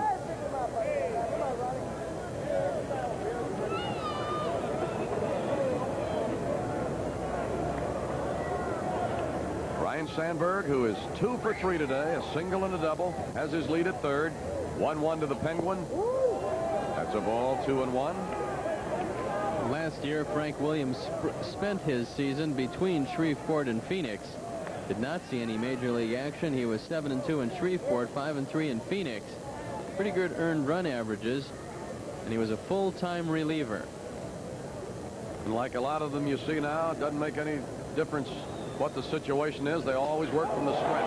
Bouncer to second, bobbled by Trio, picks it up, has time, throws out Say, side retired. So leadoff double by Sandberg does not blossom into another Cub run. So we played through 4, and the Cubs are still in front 8-4. Murph, I'm not cut out to be a mechanic. What do you mean, Jill? If you can cut it at Union 76, you were born to be under a hood. After last night, Danny would agree. Dinner didn't go well? No, dinner was fine. It was after. When he said his car would start on that lonely road in the moonlight. Ooh, sounds romantic. Yeah, and then I said, Danny, don't worry, I'm a 76 mechanic. So I hopped out, popped the hood, got the car started. Go with the spirit. So we should talk. The spirit of 76. 5th inning, Chili Davis. 0 for 1, drove in a run in the second with a sacrifice fly. First pitch to him is a ball. Russell's gone all the way against Garrelts and Williams. Been touched for 4 runs on 5 hits, given up 2 gopher balls. Fouled off. Now, I'm going to ask you, if I read this note, if you think these 2 guys are Cub fans. Jeff Pothoff, P-O-T-T-H-O-F-F, and Bill Teubel, T-E-U-B-E-L. Showed bunt, and then it took him right out of there. So we watch the Cubs every day and think you guys are a lot of fun to listen to. We're from the University of Iowa, Milo's alma mater, which they wrote, I didn't add. And we have taken our last ever final exam at 9 this morning. Fouled off. We had to hand the test in early to make it to the game on time. Might not be an A, but first things first. At least they have their priorities straight, Milo. Jeff and Bill, I hope this... And boy, they had to get here in a hurry from Iowa City. That's a 5 or 6 hour drive. Lined in the right, and it'll drop in front of Hall for a base hit. So Chili Davis starts off the Giant 5th with a single. I talked to Manny Trio before the game. Manny Trio was commenting a little bit on Sandberg at second base. Trio probably has the best footwork in the major leagues around the bag, and he said that the only thing he can see about Sandberg is, 1, he's a great second baseman, but 2, he's got to quicken his feet a little bit around the bag, and it'll keep base runners off of him. He says he'll get taken out a little bit until he learns to get the ball away. He said when he learns that, he'll be the best. Manny really likes the way he plays. Coming from a guy who plays it pretty good himself. 1 ball, no strikes. In the other game that's going, Seattle at Oakland, they played an inning at Oakland. Seattle leads it 1-0 after that first inning. Now Billy Connor's coming out. Must have a talk, see if Russell's all right. Got to remember, he hasn't been throwing much. He's had no chance to strengthen that arm under game conditions. And it's a lot different. You can throw on the sidelines, you can throw batting practice before the game, but nothing is like game conditions because you extend yourself just a little more. And you'd be surprised. You can throw 20 minutes of batting practice. The next day you won't be stiff. But if you throw a few innings in a game, the next day you felt like you played a football game. It's just that much more extension, and the muscles get that much tighter. Chili Davis with good speed has a lead at first, stretched by Russell. And it's ball 2 to Manny Trio. Russell has walked 1, struck out 3. 6 hits off of him. Time was called down at first base. Buford and Chili Davis having a little chat. Now they're both ready again. And Jody Davis will be able to give the sign. Russell ready. Gets it in there to make it 2-1.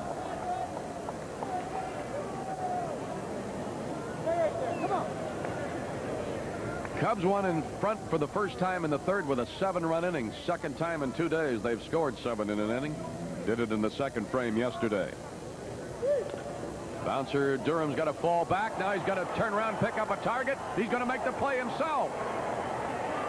Now Russell got over there. It wasn't that he was delayed coming over at all. He's always been a good fielding pitcher. But take another look here. A good play by Leon Durham because he's got to locate this ball over his head. Manny inside outs it. And going away from the infield, the Bull realizes he's just got enough time to get to the bag and eyelash ahead of Trio. Watch it again. He makes the decision, and gets him out. All right. Runner at second. Oliver the batter. Oliver 0 for 2 today. Oliver is 2 for 7 in this series with a run batted in. 1 ball, no strikes. Oliver hitting .250 for the year. He does not have a home run this year, but you know he has home run power. He's always been more of a line drive hitter, but he can take him out of the yard. 1 ball, no strikes. 2-0. And more often than not, he hits home runs here to straightaway center and to left center. 2 balls, no strikes. Setting up away. Ball 3 to Oliver. Clark due up next. The reason I brought that up is because with the wind blowing to right, you don't want to give him one to pull. He likes that ball away also. He's tough to pitch to today. And he walked him that time on 4 pitches. Maybe with that base open, he liked the look of Clark better than he did Oliver. There you take a look at Don Buford at first base. Buford played his college baseball at Southern California. Pretty good little running back, too. Yes, sir. And there you take a look at Jack Clark. Look at those statistics. He is the man who provides constant power for the San Francisco Giants. And now Dickie Knowles is starting to loosen up. And the pitches are mounting up for Rick Russell, who hasn't thrown a lot. He's probably at that 80 pitch mark right now. He threw 41 in the first 2 innings. So he's got to be close. We're in the 5th inning now. And with a little bit of work he's had, they're probably keeping track of him again today. 1 ball, no strikes. Clark has flied to left, popped to first. Had 2 hits yesterday, including a homer into the center field hitting background. Right about at the spot where Say hit his grand slam earlier today. There are the 2 runners. Davis second, Oliver first. Good speed at both cases. And a strike to Clark. 1-1 to Clark. Baker due up next. Giants batting in the 5th. They led 1-0 and 3-1. At the moment, they're trailing 8-4. So a trouble spot for Russell in the 5th inning. 2 on and only 1 down.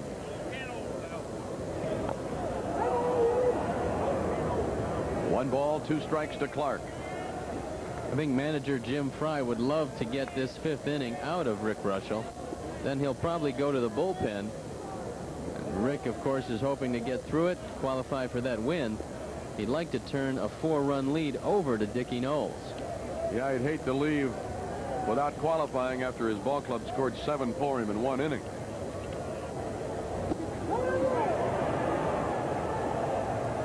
Jody asking, plate umpire does, but first base umpire Montague says, If you're at home and you're wondering which umpire they ask, for a right-handed hitter, they will ask the first base umpire, and for a left-handed hitter, they look and ask the third base umpire. So with 2 on and 1 out, ready for a 2-2 from Russell to Jack Clark.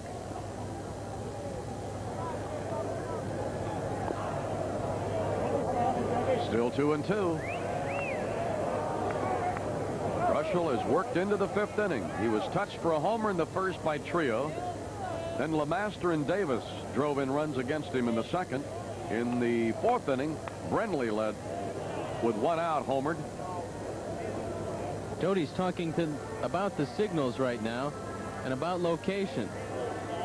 Chili Davis has been on base for quite a while at second base, seen a lot of pitches, and he's concerned that he might be giving the location to Jack Clark. So last time, he gave the location inside, but he said outside. Let's see what he does here. You can look right in.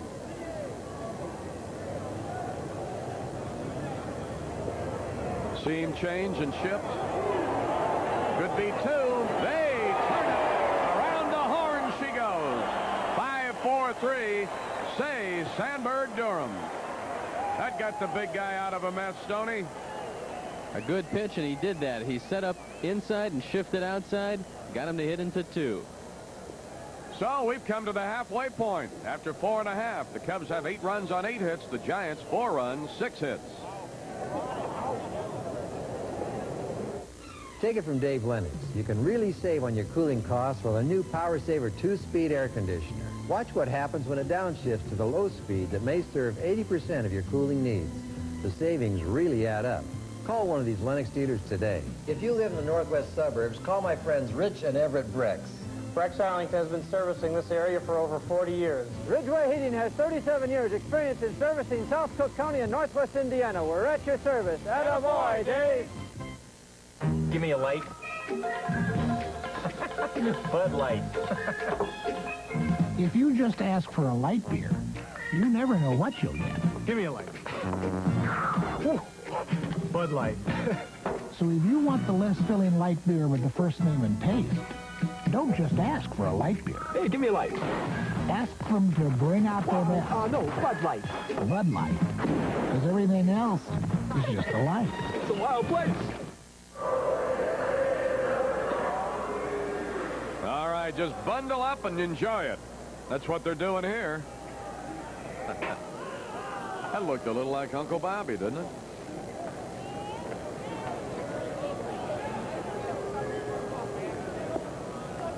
We go to the bottom of the 5th inning, and Mel Hall will lead it off against Frank Williams.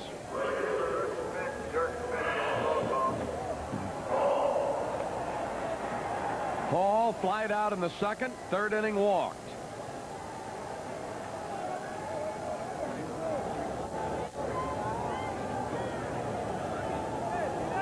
And that walk literally walked Garrelts out of the game. Lines it into left center. It'll drop. Baker heads it off. But Hall's going to challenge him anyway. Belly flopper in there. Hustling double by Hall. This is called knowing your outfielder and knowing that Dusty Baker was going away from his throwing hand. He had to right himself to get the ball back into the infield, and his momentum was carrying him to the left. There you see a complete 360. Mel Hall takes advantage of that fact. It's good, solid base running on the part of Mel, and he hustles himself into a double. Watch it again. Dusty taking 6 steps before he can get himself together to make the throw, and Mel in at second. So Jody Davis, who drove in a run the last time up. It was his 5th RBI with 5 hits against the Giants, so good ratio for him against the Giants staff. Dusty is going to meet with the trainer. He might have hurt himself on that ball before. You know, when he was batting earlier in the game, he stepped out a couple of times and kept flexing his right knee. He's had some knee problems. Well, he hurt his ankle in San Francisco earlier in the year. And let's see what he's what he's going to look at now.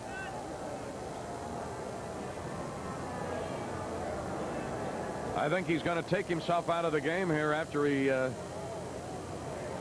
talked to the trainer. They're going to make a move. Gene Richards. Yes, it is. He's going to come in. Going to get as much time as he wants to warm up. An exchange of the glasses, and Dusty is coming in. That could be a big blow to the Giants.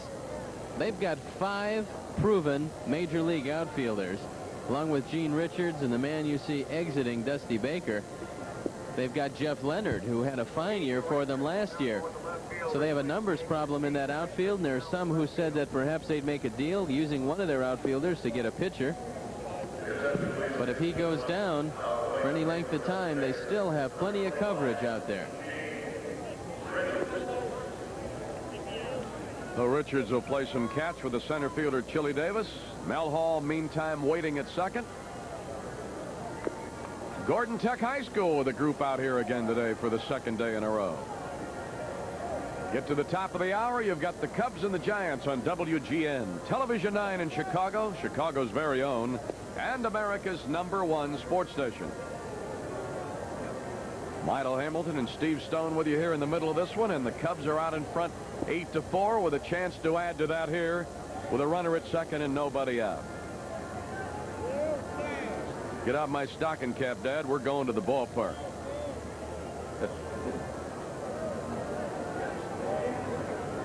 I thought by this time in May you'd have put that thing away till next year. So did he. In fact, Mom had to get it out of the attic this morning to get him to the park. All right, Jody will step back up in there. Hall with his lead at second. Nobody out. 1 ball, no strikes. W.T. Sullivan and the Iroquois chapter from Watseka out today.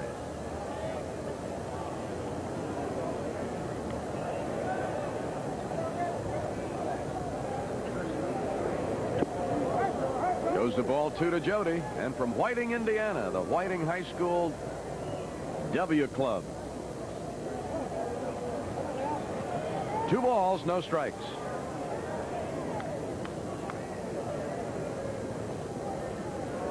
Hall, who led it off with a double. Jody trying to get him home. And that's a strike to make it 2-1 to the Cub catcher. Jody had the day off yesterday. So with the crisp weather, he's got to really be feeling strong up there. All his replacement did was knock in 3 runs with a double and a home run. Steve Lake had a great day. And a needed day off for Jody. 2-2.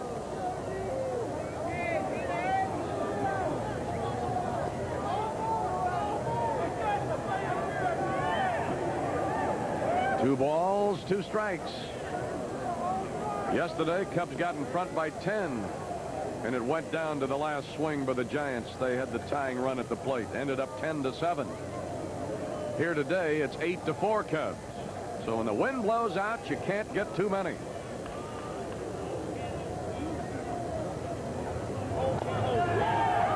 Tops foul down the third base side. Manny Trio might have a word to say to Frank Williams. I'm not sure, but Manny was covering second base, and Frank Williams went to the plate. And there you see him saying something to Johnny LeMaster. That's lack of communication. That can cost you a run, and it doesn't have to. It opens up that whole right side. So the pitcher has to be aware when somebody's pushing him back, step off the mound. That's the fella he was trying to get back. Hall. 2-2 to Jody. Got him. Second strikeout for Williams. Third strikeout of a Cub in the game. Makes it 1 away in the 5th and brings up Larry Boa, who is 2 for 2. As Jody heads back into the dugout, saying that sidearmer's got me talking to myself.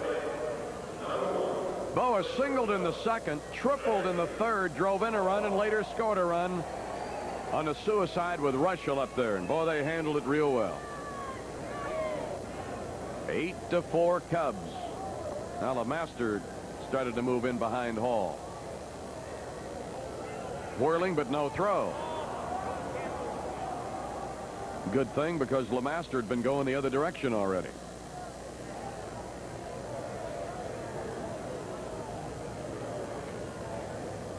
Boa trying to make it 3 straight hits. 1 ball, no strikes. It's particularly difficult for a sidearmer to throw to left-hand hitters because there's no deception. When he steps to the side, he opens up, and the hitter can see the ball all the way. Keeping the ball from the hitter's sight is one of the pitcher's main tools. All right, a 1-0 to Boa. Got a little of the corner and makes it 1-1. Boa doesn't think so. He's telling Dutch Renard, look, I'm not the tallest guy in the world, but that looked a little low even on me. Well, Dutch hadn't gone into his strike act for a while, so I guess he wanted to practice a little. 1 ball, 1 strike.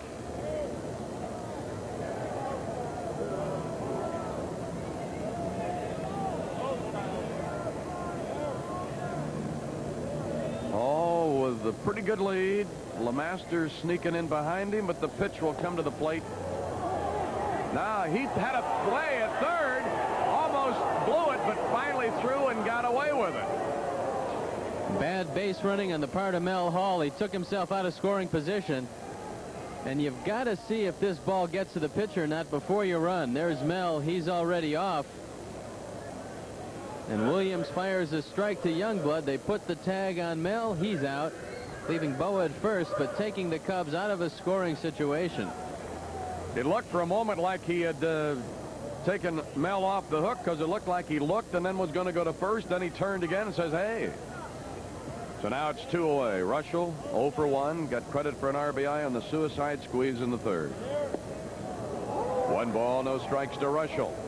I think that there's a premium on aggressive base running, but you've got to be selective in your aggressiveness. You can't make the bad base running plays. It's okay to be aggressive, taking an extra base perhaps at the top of the inning, as Mel did, but that one was just a poor judgment.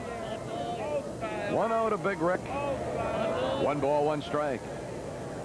Williams came on in the third. We are now in the 5th.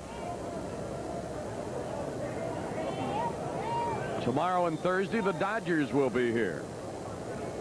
Happy Hooten going to go in one of those, isn't he? He's going to start the game tomorrow. A ball and a strike. Got it in there to make it 1-2. And Welch will pitch the Thursday game. Sanderson and Trout are due up for the Chicago Cubs in that series. Looks like Greg Minton's going to test his arm in the bullpen. Did he go after it? Don't think so. Minton took a line drive off his pitching hand yesterday before the game. They weren't too sure about him, but that bullpen is pretty sparse. You look down there, there's not too many people home for the Giants, so Minton is getting up. Strikeout number 2 in the inning, 3 for Williams in relief, 4 against the Cubs in the game. So a leadoff double for the 2nd inning in a row did not come around to score. Hope that doesn't haunt you in about an hour. No runs, 1 hit, no errors, a man left. We've played 5 innings. The Cubs are in front 8-4. Good luck. Thanks. You're not just another face along the way to another place. Sorry, can't use them. Maybe next year. Don't need them. Great lunch. You're the pride of United's friendly skies. Dinner? Oh, not just now. Rough day, huh? Twice that. Hey, tomorrow's another day. We should have been here yesterday. No, they're all right for us. Got so many ways to fly ya. Well, maybe I can do something about it. Standing by ya. Can you help out a dead battery in ATV? Sure. Got nothing to add up anyway. Tough trip, huh? What business you at? You're not just flying. You're flying the friendly skies. Are you sure you can get 350 million of them to me by the 1st? You're not just How was the trip? Not bad. You're flying the friendly skies.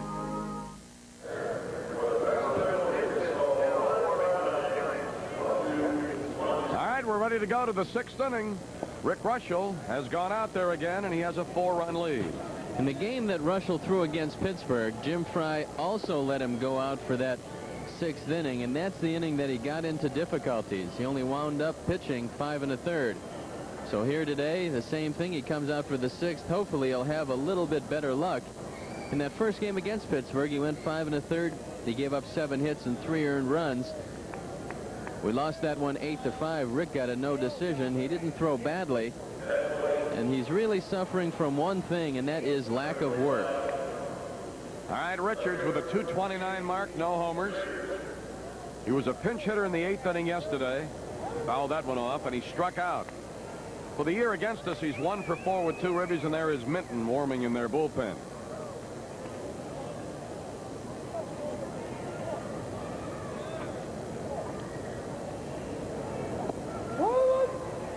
Ball and a strike. Rick Russell, the slimmed down version. Right at Durham, should be easy. It is. 1 down in the 6th. And to go back to what you were talking about, remember he hadn't walked anybody, and we were all amazed after the long layoff. But he opened up that 6th inning with a walk. This is a better start.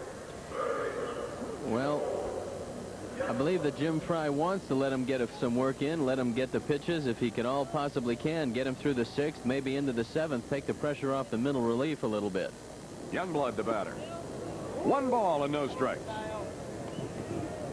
Cubs fell behind in the 1st on a home run by Trio into the left field catwalk, but they got the run back in the bottom of the inning.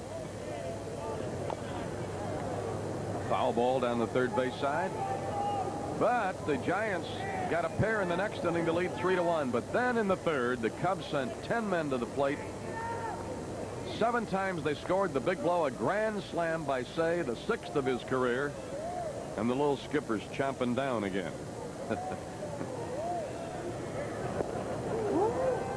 He's in the Danny Murtaugh class when it comes to wearing out a bag of Red Man during a game. He's worn out that Cub jacket also. You take a look at that. There's tobacco all over it. Ron Say. Youngblood's gone, and it's 2 away in the 6th. Yeah, when Stoney and I are down there every day talking to him, we kind of give him a little needle about when you sending that thing out to get it cleaned. He says, I just did yesterday.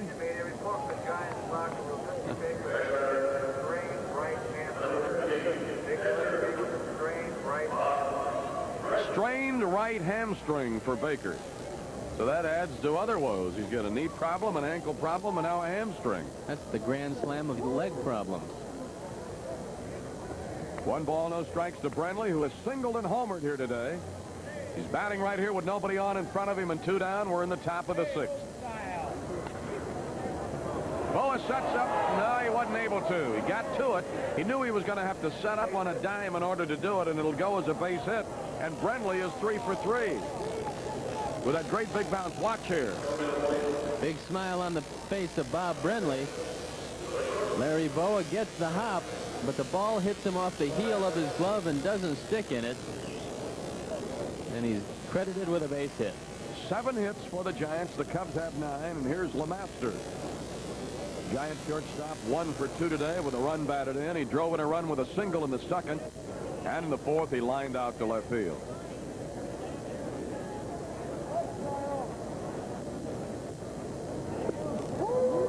One ball and no strikes to LeMaster. We saw them in all the games in the spring, and then first series they thought he was going to be their leadoff hitter, but he's down in that 8th spot in this series. 209 average might have something to do with that. That's a slicing fly down the right side. That's trouble. It'll skip down into the corner. They will wave Brenly. And it's a double and an RBI for LeMaster. His 2nd hit. His 2nd run batted into the day. And we've got a 3-run game. His 3rd triple of the year, 10th RBI on this season. This ball just keeps moving away from Mel Hall. Goes down into the corner. And on the play, Brenly scores all the way from first. And surprisingly, LeMaster holds up at 2nd. After that base-running miscue yesterday on the part of Randy Lurch, the last thing in the world Danny Ozark wanted to see was another man taken off the bases, and an inning ended at third base, so he made a pretty good call.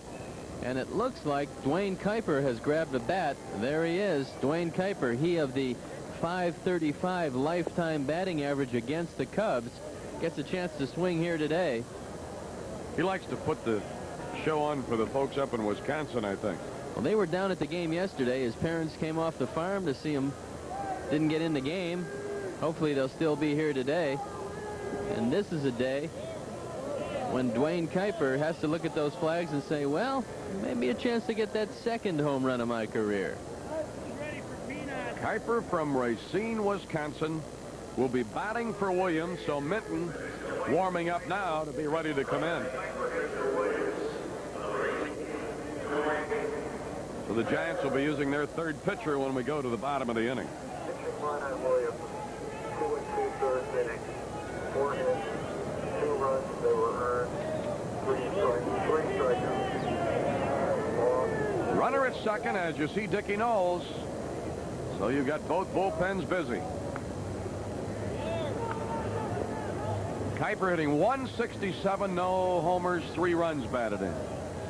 This will be his first appearance of the series. And a strike.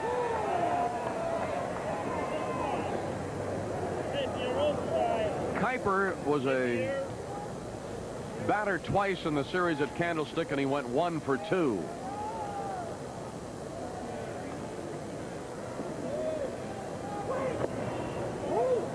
One ball, 1 strike. 8-5 ball game. Wynn whipping up on the infield. 1 ball and 1 strike. Chuck of the runner at second. Bouncer short. Boa right there. On to Durham. Kuiper out. So the pesky little Kuiper didn't hurt us this time. But they get a run on 2 hits. LeMaster drove in Brenly. No errors, a man left. So we're in the middle of the 6th, tightened up there a bit. Cubs 8, Giants 5.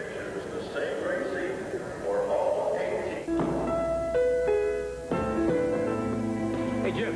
Ready to go a couple rounds, man? Yeah. Hey, champ. How's everything ready to go? Hear you good. I hear the same about you. Gotta reach deep inside. Bring out your best. The best. It has a taste all its own. You get your chance, enjoy it. You'll know it's warmer outside when you see the great seasonal values inside the spring and summer catalog from True Value hardware stores. Relax in this director's chair, just $19.99. And for light garden chores, get the 3 cubic foot True Value wheelbarrow, only $18.88. Or choose this heavy-duty Contico 32-gallon trash can, just $14.88. And keep your lawn well groomed with a Lawn Chief rear bagging mower. They're all in the spring and summer catalog and at participating True Value hardware stores and home centers. The North Shore Association for the Retarded is hosting a 2nd annual volleyball tournament May 13th. Call 869-4790 for details.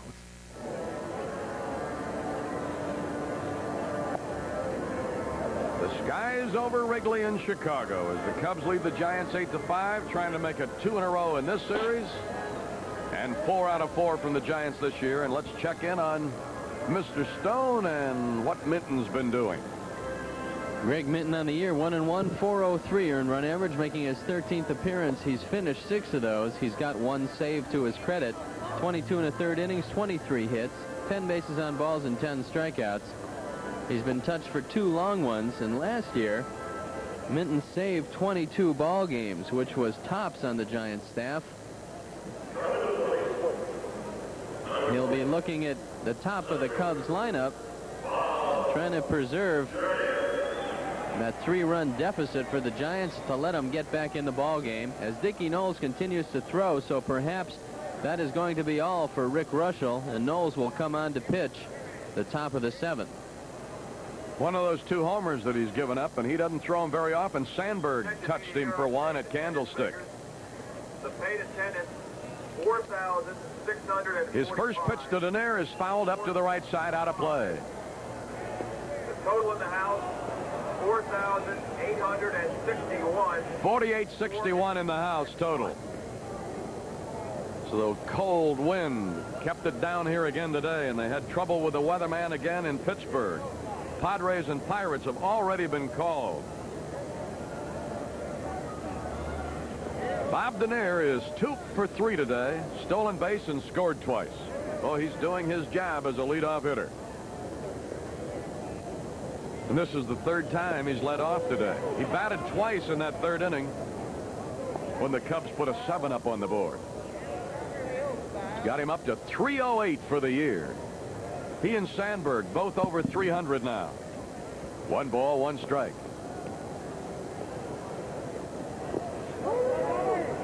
No guarantee of it, but when you got both of those guys hitting like that with Matthews and Durham and Say, you figure you're putting something up on that board, don't you? Well, the Cubs were 3rd going into this game offensively. That could rise maybe 1 notch. Big hop for LeMaster. Throws out Denier.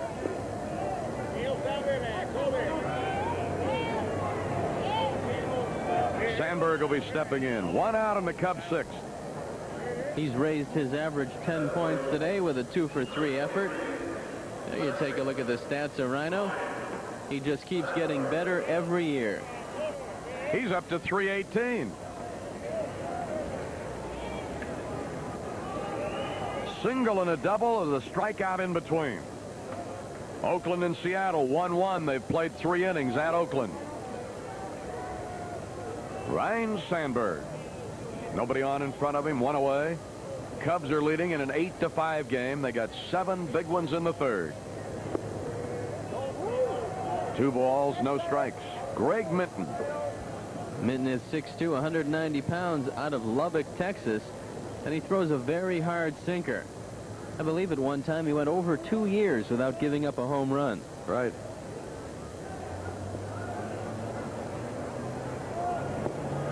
Three balls, no strikes. Matthews due up next. Coming into action today, Philadelphia led the National League with a 282 team batting average, trailed by Montreal at 277, and the Cubs at 275. Got the strike call this time, and it's 3-1.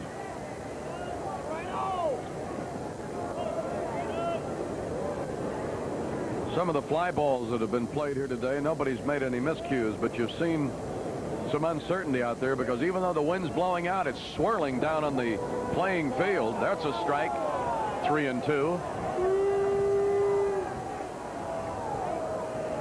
So you just got to stay right with everything here today.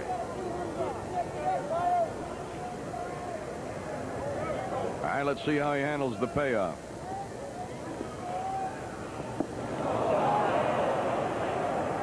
That's the way, and that is his first strikeout and 5 against the Cubs in this game. Matthews has walked twice, scored a run, and the time they retired him in the 4th inning, he bounced out to second to Manny Trio. Nobody on, 2 down, 6th inning.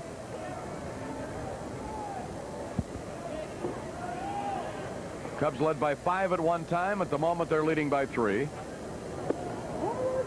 1 ball, no strikes. Leon Durham walked the first 2, if you're joining us late, then was called out on strikes in the 4th. He'll have another time or 2 to try to tie Hack Wilson for 5 homers in 5 days as a Cub. Ball. If he were to do it, what about tomorrow? Well, he'd be all alone if he did, because no Cub has ever done it 6 days in a row. But first things first, trying to sweep this series. Ball 3 and no strikes. Dale Long, who might have been the last left-handed catcher, at least for the Cubs, hit 8 straight, but he did that as a Pirate. 3 balls, no strikes to Gary Matthews. Nobody on in front of him with 2 down. And a strike. 3-1.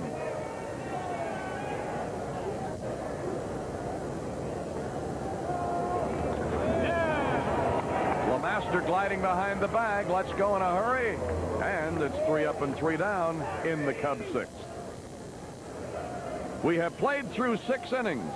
Cubs trying to make it 2 in a row in this series and get the Giants out of town before the Dodgers. And the Cubs are leading 8-5.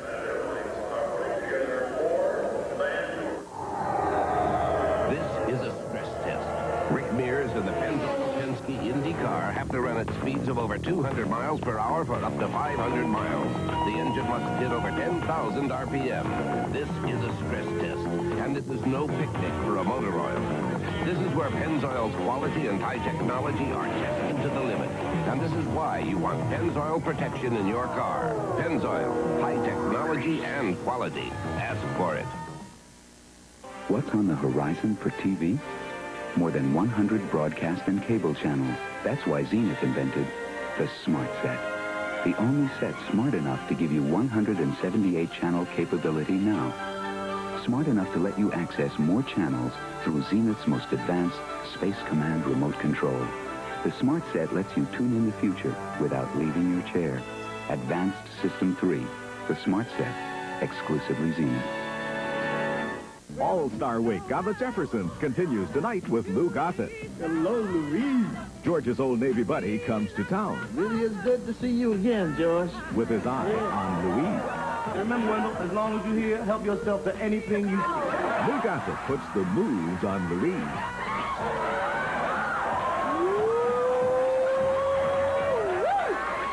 On the Jeffersons, tonight at 6:30 on Channel 9.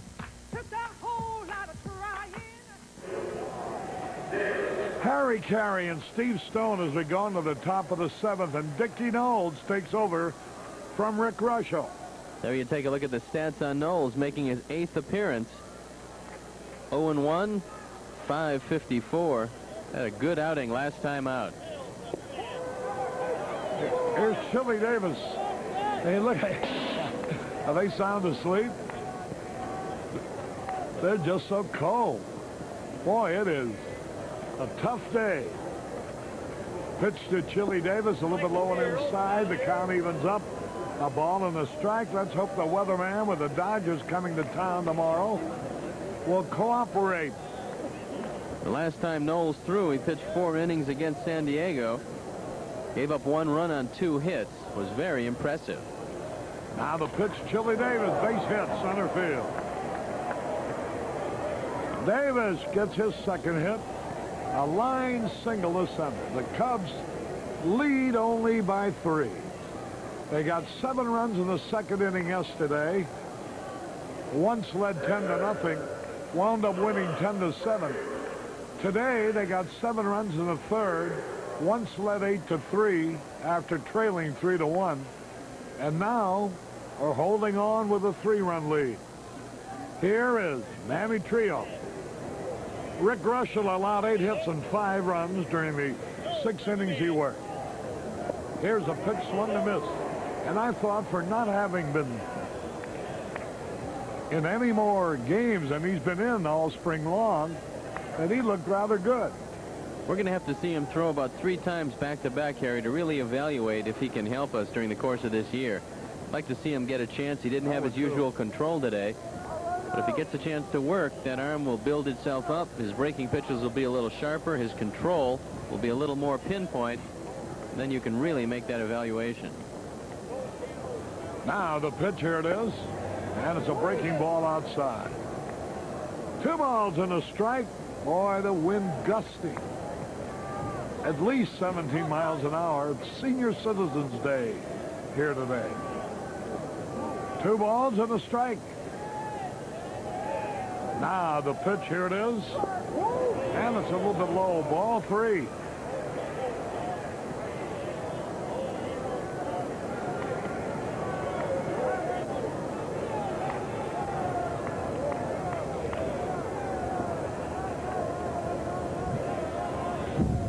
Three balls and a strike.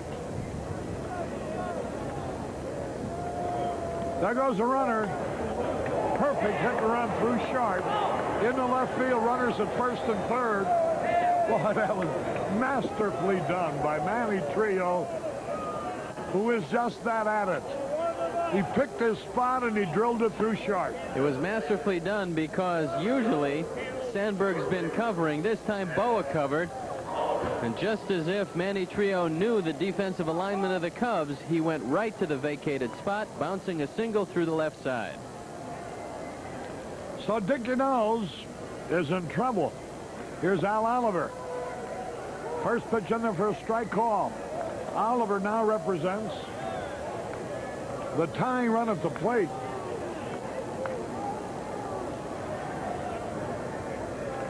The pitch.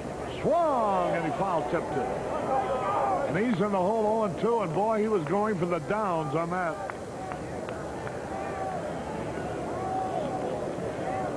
Oh, and 2 the count. All game in the 7th.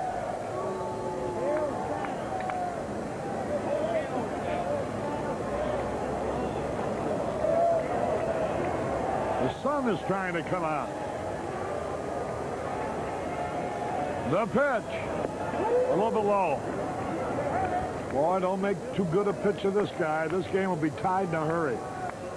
Infield back, they'll trade the double play for the run. Dickie Knowles is set. The pitch. High pop fly should be caught on the infield.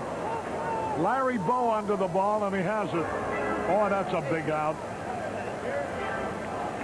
Oliver pops to Boa. He's 0 for 3. And here's Jack Clark, who rolled into a double play in the 5th.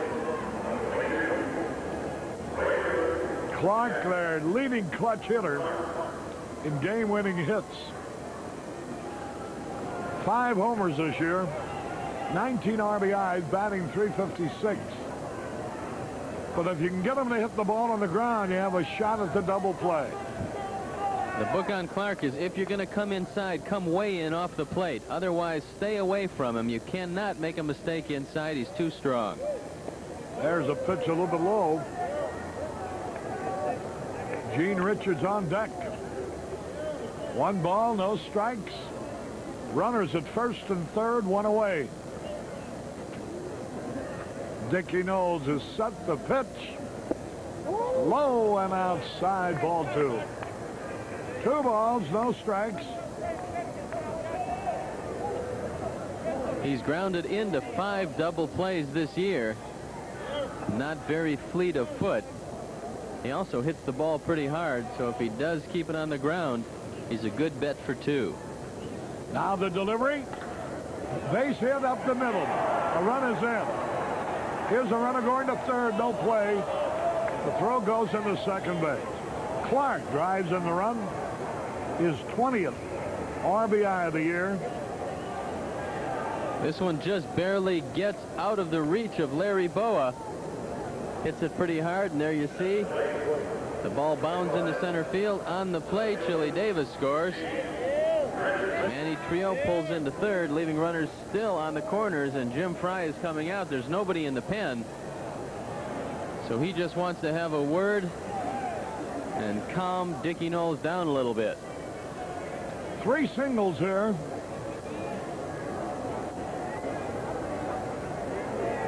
The Giants continue to show an ability to rack up the base hits. Tim Stoddard, who saved the day yesterday, is beginning to warm up again. So Knowles, after a fine performance in relief against San Diego over 4 innings the other day, has run into a buzzsaw in the very first inning today. Richards is a tough hitter. He took the spot of Dusty Baker, who left earlier with a strained hamstring. Richards is fast, a tough man to double, and a contact hitter. He doesn't strike out much. Here's the pitch. There's a fly ball to left field. On the run is going to be in there for a fair ball. Base hit. 1 run is in. Another man around to third. Richards hit one down the left field line for a double. And boy, oh boy, the Giants now are about to take the lead. This ball sliced away from Gary Matthews. Trio scores. Jack Clark on the way to third base, and Gene Richards in at second with his first double of the year. And now here is Joel Youngblood. He's hitting us 0 for 3 today. It's 8-7 now. The tying run at third, the go-ahead run at second with only 1 out. The pitch. A breaking ball in there for a strike call. 1 strike to nothing. Bob Brindley, who's 3 for 3, is next.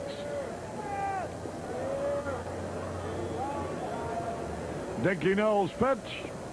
Here it is. Swung and he fouled it back, and he's ahead of him now. 0-2, and here's a spot where he really wants a strikeout. Ordinarily, you might think about coming inside, but all that will do for you is perhaps get a fly ball on a jam shot. So the next way of thinking is to throw that breaking ball low and away. Hopefully he'll swing at a bad pitch, or you can strike him out there. He struck out in the second inning on a slider down and away. They're going to work him in. The pitch. There's a smash headed for left. Base hit. 2 runs are in on 0-2. There's a throw to the plate being cut off. The Giants have taken the lead. 0-2, and he hung the ball inside. And that has been a problem of Knowles when he's ahead of the hitter. He gets hurt so often. It's not a good idea to throw the ball in there.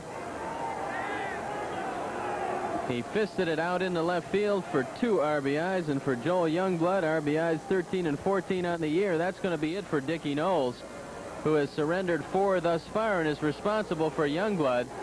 And now Tim Stoddard is going to come in. Crowd, I think, is really unhappy about Russell going out. They don't take into consideration that he had made a number of pitches and that he hadn't worked. This is only his 2nd start of the season. And they figure they bring in the fresh pitcher, but it didn't work out because Knowles didn't have it here today. 6 men batted. 5 of them hit safely. So Tim Stoddard will come on, and he threw great yesterday. He saved the ball game with a strikeout of Jack Clark, a strikeout of Dusty Baker. And Stoddard on the year 2-0, 203 earned run average, making his 10th appearance. He's got 1 save. That was yesterday's game. 13 in the 3rd innings, 9 hits. He's walked 12. He's struck out 12. And the Cubs are looking up at a 1-run deficit. And the inning's not over yet. Brindley will be facing Stoddard. Knowles pitched 1/3 of an inning. Allowed 5 hits and 4 runs, and the responsibility for the man at first belongs to him. He had Youngblood 0-2. I'm sure he wanted to get the slider down. He got it up into the inside part of the plate. And Youngblood, who's made a career out of hitting Cub pitching, lined a 2-run single to left.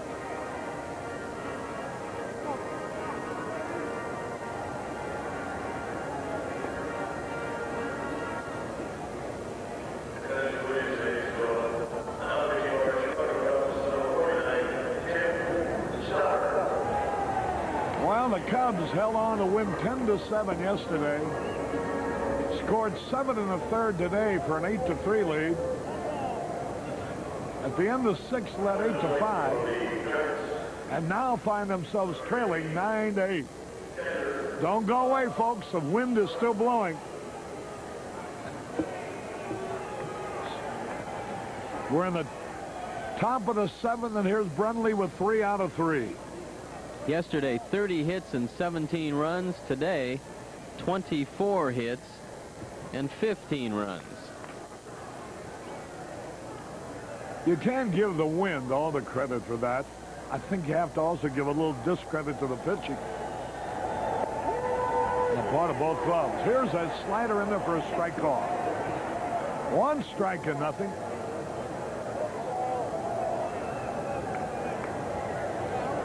Bright sunshine at the moment. Maybe that'll warm things up a little bit. It usually does.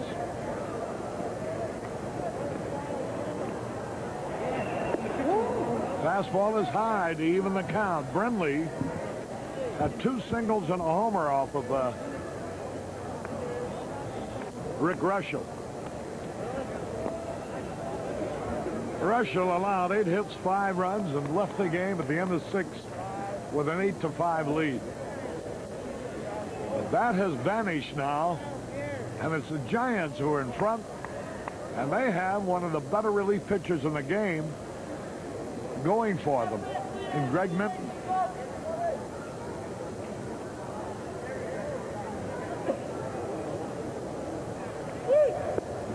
A little low.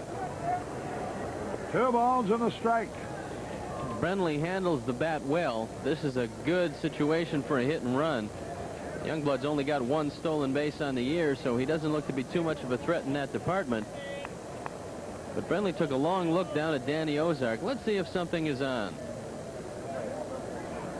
It's gotten a little warmer here. It's 50 degrees now, but the wind is blowing more briskly at 21 miles an hour towards the right field wall.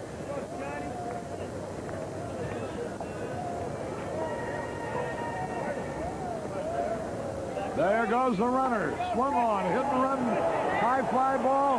Mel Hall's going to turn into a double play. With the runner going, Brindley looped one on the short right, and Hall getting a good jump on the ball, made the catch, and flipped into Durham for the double play.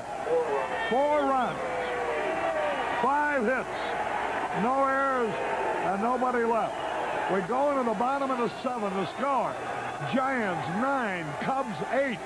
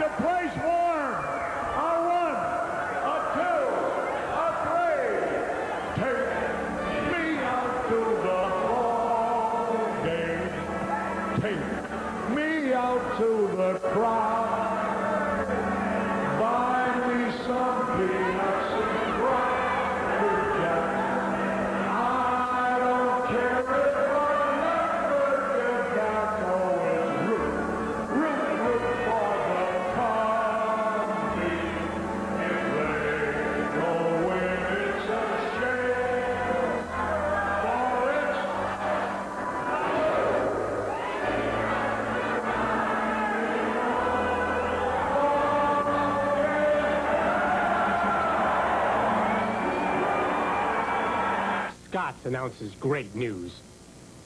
Turf Builder Plus 2 Weed and Feed just got better. Plus 2 does more than wipe out weeds. Now it gives you even healthier, greener grass. And now Scotts can sell it for less. When Plus 2 gets better and costs less, that's amazing. New Plus 2 from Scotts. Now you pay less for the #1 selling weed and feed on Earth. Canon is proud to be the official 35mm camera of the 1984 Olympics. Like gold medalist Jennifer Chandler, it takes precision to perform at this level. Here, the Canon AE1 program performs, capturing Chandler's high-diving artistry through Canon's high technology. And it's so simple, you flip for it. Canon's AE1 program, so advanced, it's simple. Enter the Canon Photo Contest and win a trip to the 1984 Olympics. Details at dealers. Here's Leon Durham. 2 balls, no strikes the count. Greg Minton on the hill for the Giants.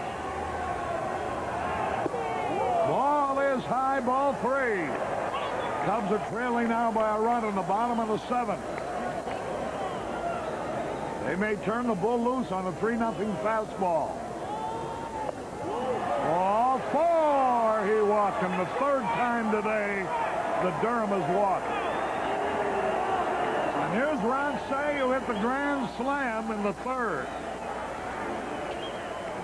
The previous home run this year that Say hit was with 2 on. Today with 3 on. Remember last year, almost all the home runs the Cubs hit were with the bases empty. So here's Say. Runner at first base. Nobody out. Greg Minton on the hill. It's his ball game now. Swung and he missed. Rick Russell will have nothing to show for this one except the satisfaction of leading at the end of 6 innings with the lead and having gotten very, very necessary work. The pitchers of record are Minton for the Giants and Knowles for the Cubs. Giants leading 9-8.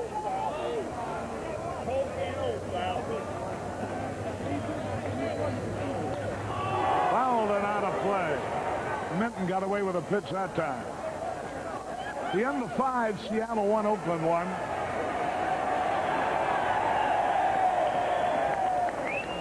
Mel Hall on deck. Lee Smith working in the bullpen now. So in case the Cubs get down to Stoddard's position at number 9 in the batting order, Jim Frey will make a change. Unless the run differential changes a little bit. 0-2 the pitch. There's a slider low and away. 1-2. Oh, for a hit.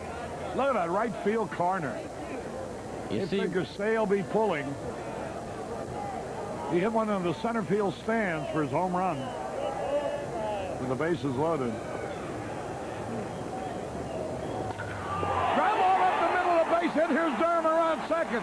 He is going to hold up. So there's the tying and go-ahead runs on as Say ripped one up the middle. Davis was playing shallow. That's why Durham could not advance. The Bull playing it safe. Looks like he had a shot at third base, but he says, well, there's no chance I'm going to get thrown out. Let's leave it up to the other guys. And so that leaves runners at first and second, still nobody out. Mel Hall, a tough man to double, up at the bat.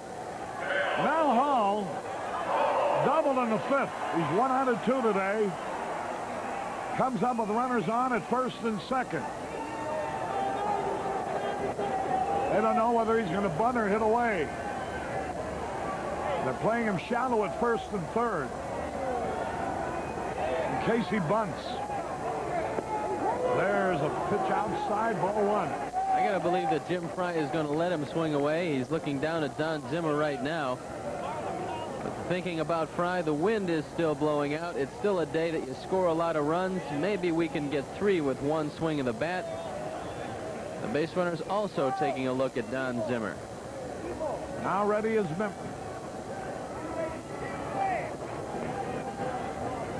Look at the runners. Whoa, he bunts in the air, but there would have been a triple play if he bunted that ball fair. The runners were going with a pitch, and Hall bunted a pop foul into the air. Fortunately, where nobody could reach it. It was a run and bunt. It's not a straight sacrifice because the men were off. And you remember Willie Davis, who used to play with the Dodgers. I had a ball bunted back to me, and Willie Davis, who was off with the crack of the bat, scored from second base on a bunt. So perhaps the same thinking was in line. With a good jump by Leon Durham, if that ball is bunted down third base, he might have had a shot at it. Runners at first and second. Nobody out. Count is 1-1 now. Minton's pitch. Double play ball. Out at second, out at first. Trio fields the ball and just tags Say, throws over to first, easy double play. Here's Jody Davis now. There's nothing for Ron Say to do because by the time Trio got the ball, Say was in no man's land. He can't possibly get in a rundown, and Trio completes the double play. Here's Jody Davis. Drove in a run in the 3rd. It's 9-8 in favor of the Giants, and what an opportunity the Cubs had. A moment ago, runners at first and second and nobody out. Now runner at third with 2 out. There's an opportunity here for a short pass ball or a wild pitch. Minton keeps the ball down, has been known to throw the ball in the dirt. Into the dirt, but Brenly is there. Nice play by Brenly. He just saved what would have been the tying run. 1 ball, no strikes. Jody Davis, that double play took the heart out of this chilled crowd.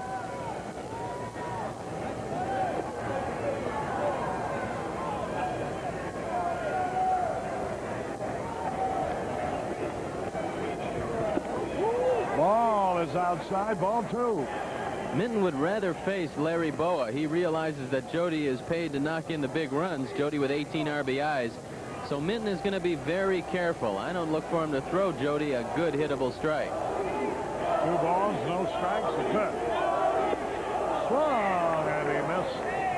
And the count, 2 balls and a strike. The wind blowing 21 miles an hour towards right field.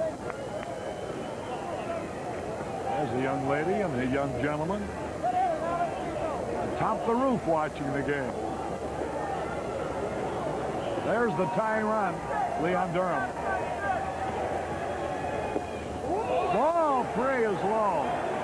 I wonder if Boa will hit or whether they'll go to the bench should Jody Davis get on. I would like to see Richie Hebner or Bill Buckner coming up in this situation with the wind blowing a gale out to right field. Let's see if Jim Fry is thinking along the same lines. 3 balls and a strike.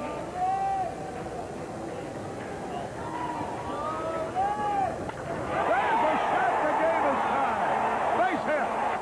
Jody Davis came through. Jody Davis.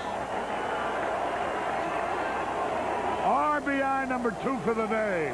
Knock in the big runs he does. That's 20 RBIs on the year. This ball almost bounds over the head of Gene Richards, and the Bull scores the tying run, and Larry stays in the game. Now Knowles is off the hook, and it becomes Stoddard against Minton. Here's Larry Boa. 2 hits today. He scored Davis all the way from first on his triple to right in the 3rd. He was going to try to bunt his way on. Tim Stoddard on deck. Lee Smith getting ready in the bullpen.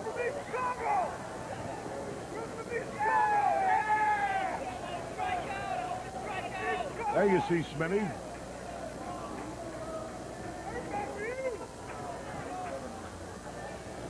A little wide, evens the count. A ball and a strike.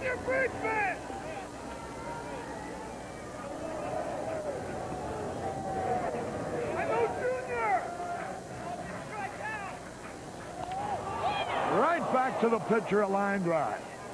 Wasn't really hit that hard. So 1 run out of all that. 2 hits, no errors, 1 left. At the end of 7, it's tied up 9-9.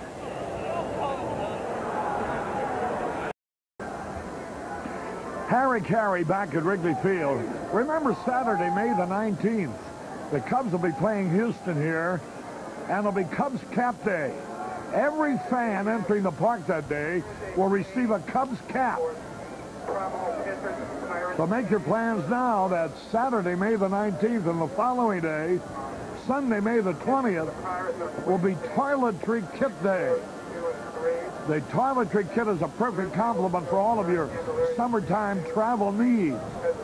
So there's a big weekend against Houston with giveaways both Saturday and Sunday, the 19th and the 20th. And then the following week, it'll be Punch Show Day at Wrigley Field. The Reds will be the attraction. And on Saturday, May the 26th, every youngster will receive a Cubs poncho as they enter the park.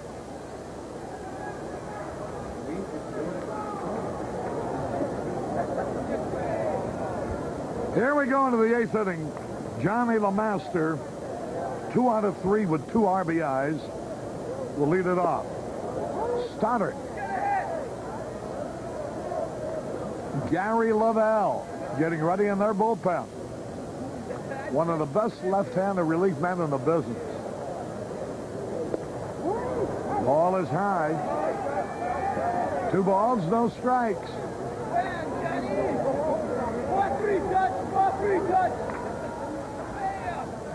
The pitching staffs of neither team has distinguished itself in this series.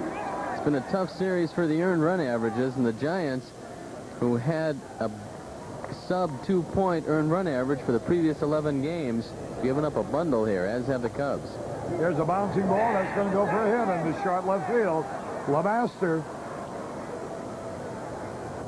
singles softly, but nevertheless through the infield. They're going to let Minton hit for himself now because, number one, he's a pretty decent hitter, and number two, the sacrifice is in order. So Greg Minton will stay in the game. Lavelle will sit down. Let's see how the Cubs defend this supposed bunt. Well, I hope they're as unsuccessful as we were.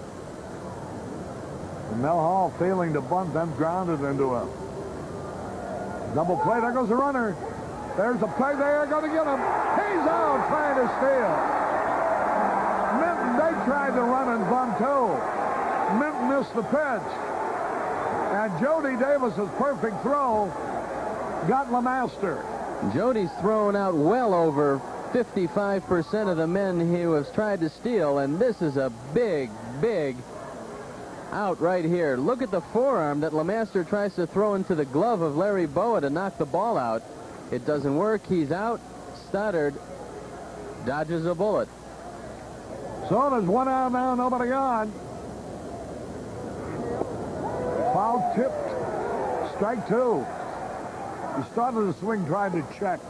He may have tipped it. 1-2 the count.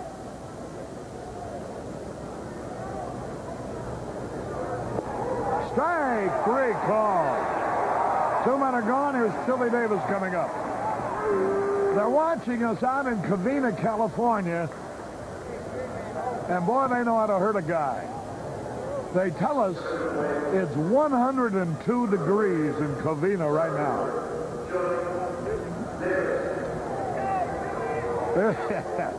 This is Wrigley Field, Chicago, and it's not 102 degrees.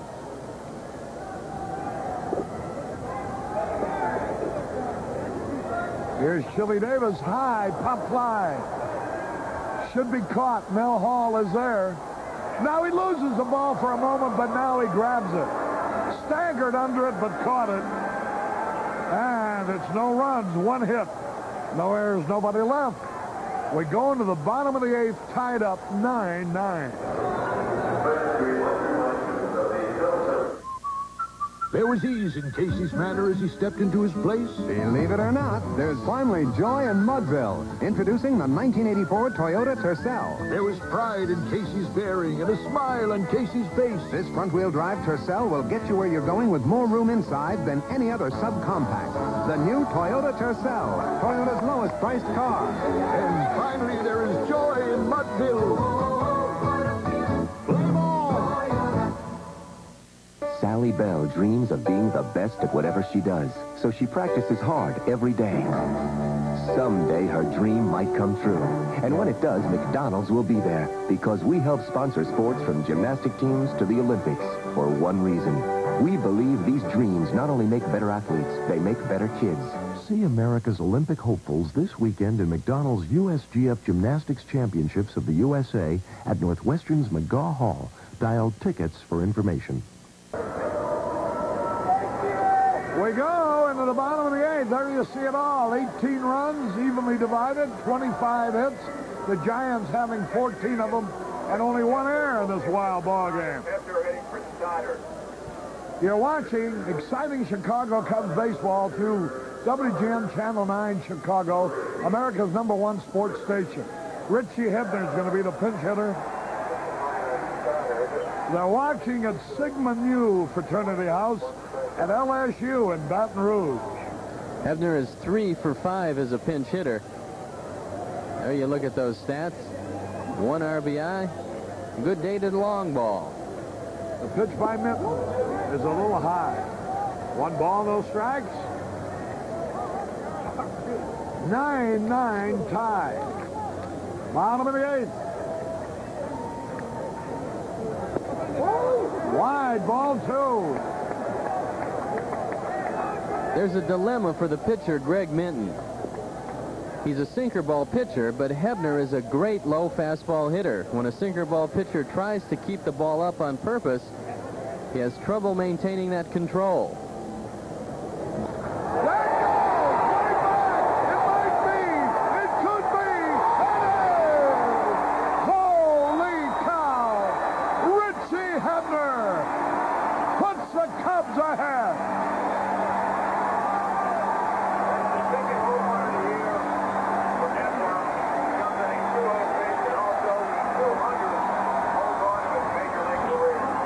These 4,400 people sound like about 44,000. The home run number 200 for Richie Hebner. The second late inning pinch homer for Hebner. The last one won the game against St. Louis. And that one just barely made it, but it was enough. Here's Bobby Dernier now, and the pitch is high. Look at a happy Richie Hebner, who's a grave digger in the wintertime. He might have dug a grave for the Giants if we can hold him in the ninth. That was his 200th home run, and he'd like to give that baseball back, and I'm sure he will. There's Chuck Rainey walking towards you. There's a Penguin. Home run hitters stick together. 2 balls and a strike. Well, they call Richie Hebner hacker, and the reason is that he just goes up there swinging. And this was a fastball on the inner half. There you see, over the head of Jack Clark. 2 balls and a strike. Well, if we do a 10th inning show today, Arnie, that's the man. There's a pitch a little bit inside. Ball 3. 3 balls and a strike. Ball game in the 8th. 10-9 in favor of the Cubs. It'll be Lee Smith in the 9th for the Cubs. He's still warming in the pen. A high hopper, but it's foul.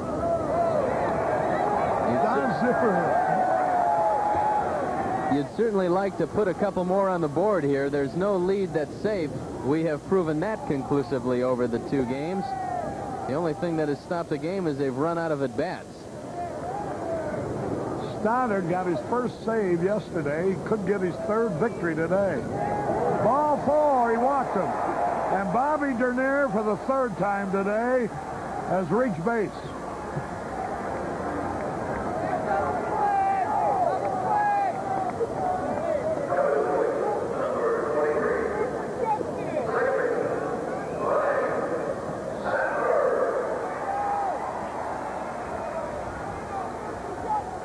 Here's Sandberg. He's been a busy man. Driven in a run, had 2 hits. That's the 11th time in the last 5 games that Dernier has gotten on base. Ideal for the leadoff man. They throw over there. Dernier is back. They might try a pitch out in this situation because it's ideal for either a steal or a hit and run. Let's watch what Brenly decides to do. Hey, they might get him. Close. Lee Smith will be shooting for his 6th save, which he's had difficulty acquiring. Again, they throw over. Dernier had him read well that time. Greg Minton on the hill. 10-9 in favor of the Cubs.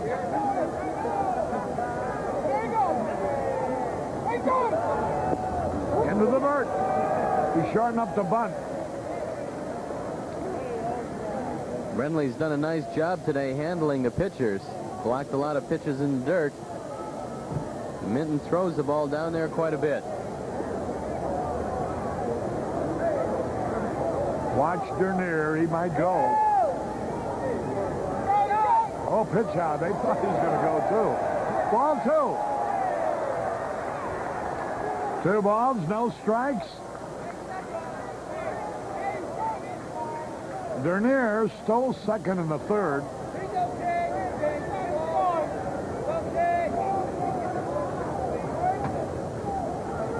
Richie Hebner's pinch home run on a 2-ball, no strike count has given the Cubs the lead again.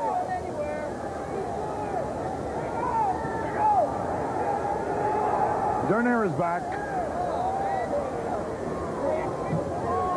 The outfield is playing straight away against Sandberg.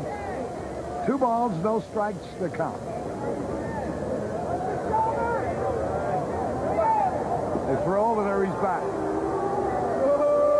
Greg Minton.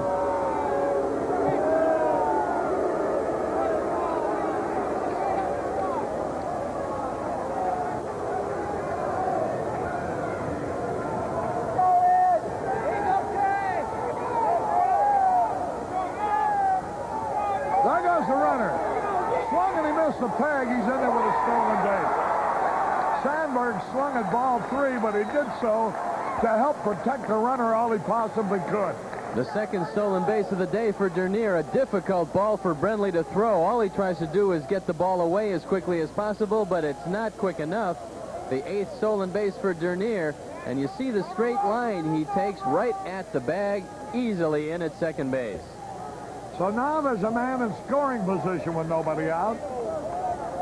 Cubs will be trying to add some insurance.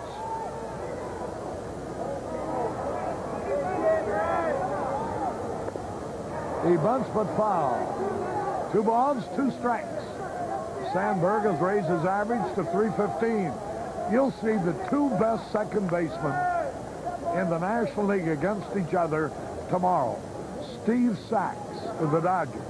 Ryne Sandberg for the Cubs. 2 brilliant young second basemen. They can do it all. And Sandberg is the steadier of the 2 in the field. 2-2 pitch. Drive on headed for right field. Here's the throw to the plate. Save! And on the throw, Sandberg advances to second. And the Cubs now have a 2-run lead. The second RBI of the day for Sandberg. Good base running by Sandberg. He realized that Oliver was going to let the cutoff throw go through. No chance to get Dernier at home plate, and as soon as it goes through, Sandberg is on his way into scoring position. And let's just watch Dernier. You see him round the bag because you don't want to cut out too far. He makes it easily, and Sandberg is in scoring position. Boy, and I tell you, that Zimmer is an outstanding third base coach. He's always in a proper position where the runner can see him. Here's Matthews now. You know that Sandberg, hitting second, has 19 RBIs. The leader on the team has 20, and that's Roncey. Jody Davis now has 20. He's tied with Save for the lead. Sandberg has 19.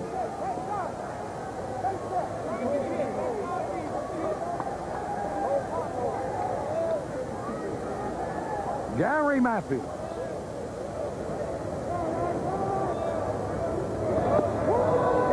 Curveball, strike call. Well, the Cubs bench that we've been talking about all year, there it goes again. Richie Hebner comes off the bench. It's a home run in the bottom of the 8th to put you ahead.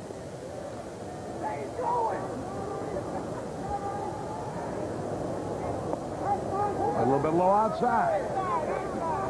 That was a case of Sandberg doing the right thing that resulted in a base hit. He went to the right side after trying to bunt the man over to third. He realized that he had to get him over there. He got it by Manny Trio and got himself an RBI. Gary Matthews will be trying to do the same thing as he did earlier in the game. Nobody out with Leon Durham coming up next. Minton's going to go all the way. There's nobody in the bullpen warming up.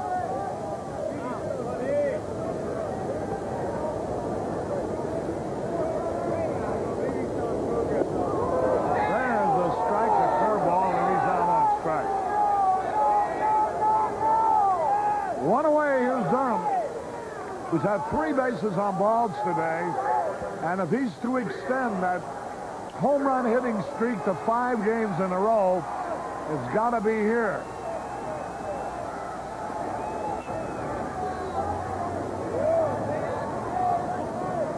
They're going to put him on first base, so that streak will go down the drain. They really haven't given Leon much of anything to swing at today. Even the time when he struck out on some pretty tough pitches, a disputed third strike. So with only one official at bat, the streak goes by the boards. He will have walked for the 4th time today.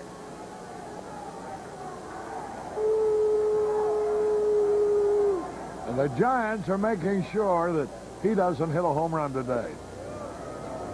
Here's Ron Say, who made him rue this situation.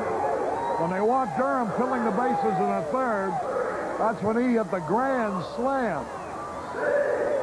Now he comes up with runners at 1st and 2nd. 1 out.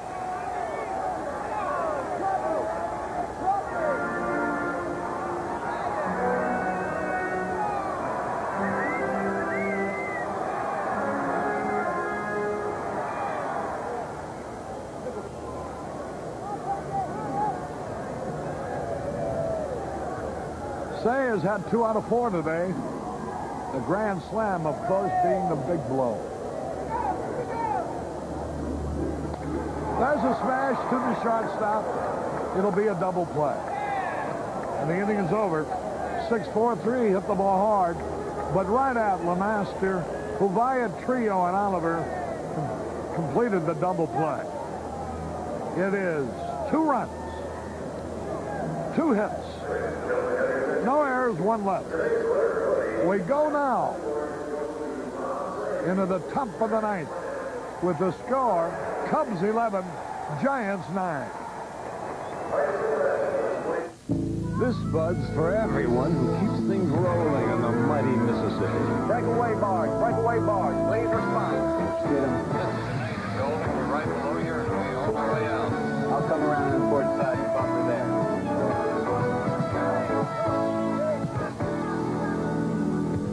Yeah, just for you. That distinctively clean, crisp taste that says Budweiser.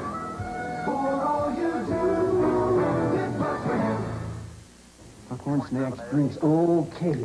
I'm getting ready for an exciting evening. I just bought a Bearcat 210 XL scanner from Service Merchandise. Boy, can this little guy do a lot. With the touch of a button, I'm in tune with what's happening out there. The police calls, 10-4 and all that. Emergency vehicles like firemen and ambulances, plus weather reports. And my Bearcat does all the searching. 15 channels a second. And here's another plus.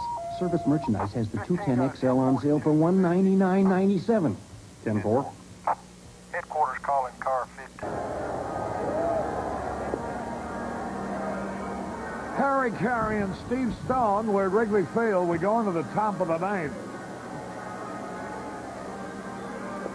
And it's up to Lee Smith now to protect a 2-run lead, 11-9. 20 runs, 27 hits. Third position, Woods will bat 9th. 1 error today. Gary Woods is going to take over in left field, which will enable him to...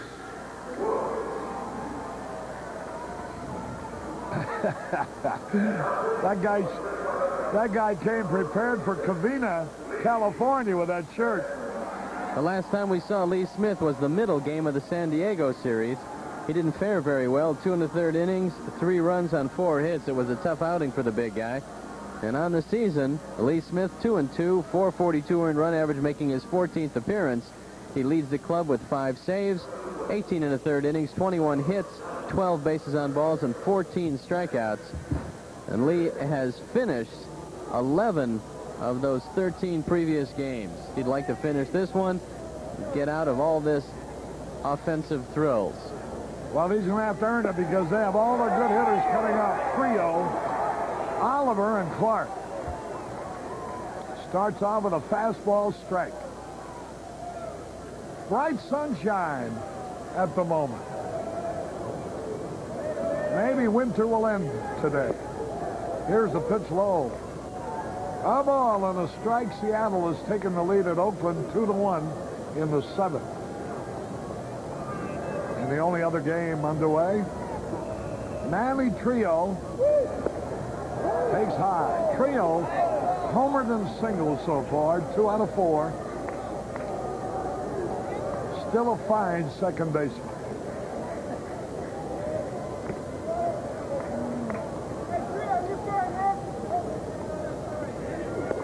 There's a strike. And boy, Smith is throwing good right there.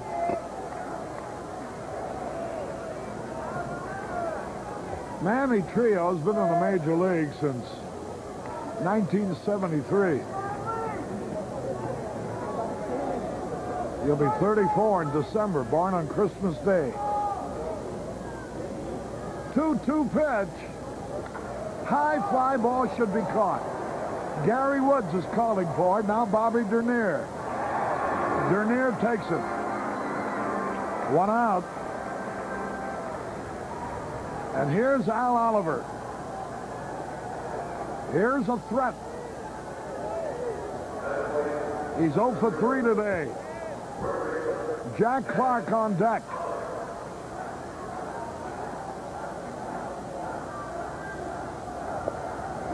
As a slider barely misses. Cubs 21 runs in the 2 days. The Giants have scored 16 in 2 days and have yet to win one.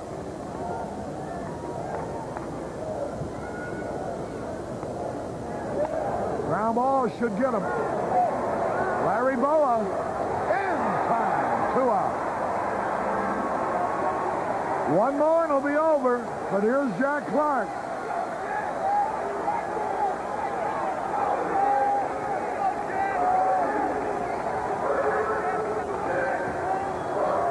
Clark is 1 out of 4 today. The crowd, small as it may be in this cold weather, is already starting to get to its feet. They'll have to start if they want to get up by the last strike. It's so cold. There's a strike call.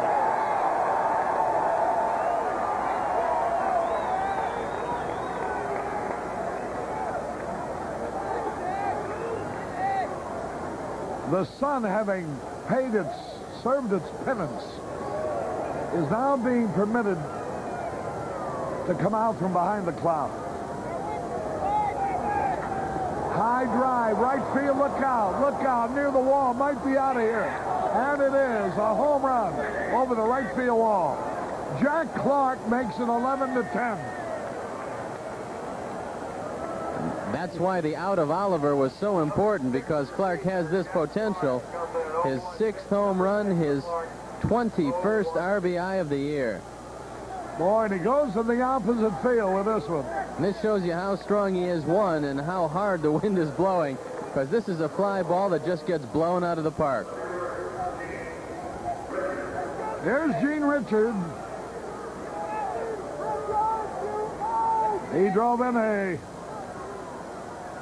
run and put men in scoring position for the tying and go-ahead runs, which Joe Youngblood drove in the 7th inning.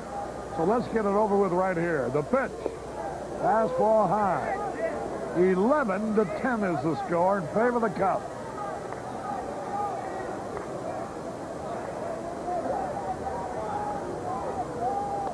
High pop foul. Over to the stands and out of play. The Penguins went over there hoping the wind might blow it back to where it might be catchable. There's Frank Robinson, the manager of the Giants, and Jim Fry. Tony Garofalo to the left there. A little bit inside, ball 2. Lavelle is loosening up for the Giants in case they get down to Greg Minton's spot.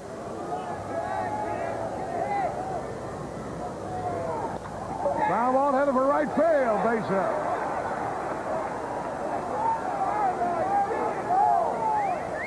Well, I tell you, it's been a long time since Smith has had a good outing in relief. And we got to be concerned about that. Got to be a little bit concerned about this fellow up at the bat. Yeah, Youngblood. Last time up, 2 RBIs on a single. He's only 1 for 4, but he has pounded the Cub pitching. Good clutch hitter. Average is down a little bit. He doesn't have the greatest power in the world. He does not have a home run this year, but he did hit some last year. Joel Youngblood hit 17 home runs for the Giants a season ago, so he's got some power. Gene Richards, since replacing Dusty Baker, had a leave with a pulled hamstring, is 2 out of 2. He represents the tying run. Youngblood represents the go-ahead run. But the way this thing is going, don't worry, friends, we bat last.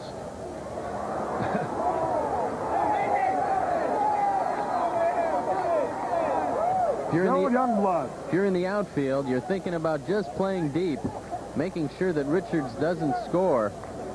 You don't try for any spectacular catches. You try to keep the ball in front of you, but you cut off everything in the alleys if you at all possibly can.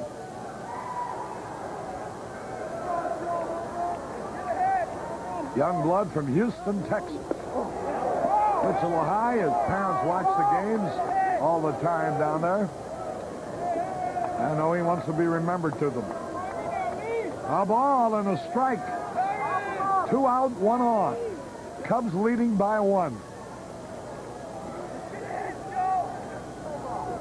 Swung and a miss. And it's 1-2 now. And here comes the crowd to its fate.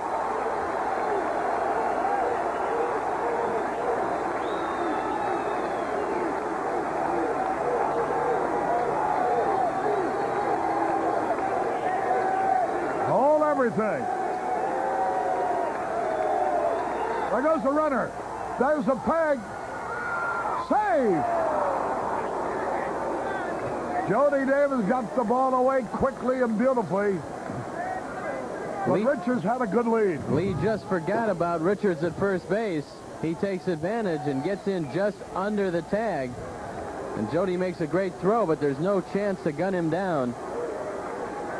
Well, now it just takes a base hit to tie it up for the Giant. 2 balls, 2 strikes.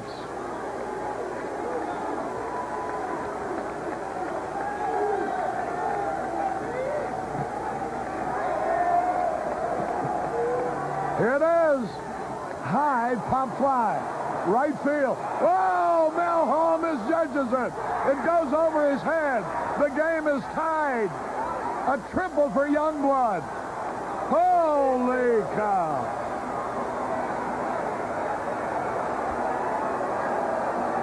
Mel Hall start running in.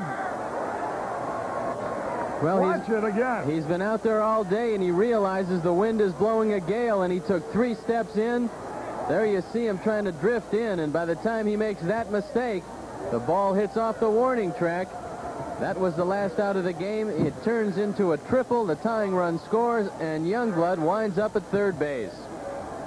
Here now is Brindley, who's a hot hitter today. 3 out of 4. Well, Stoddard no longer can win this game. And Smith can no longer save it. But what he's worried about now is losing it, because it's his ball game.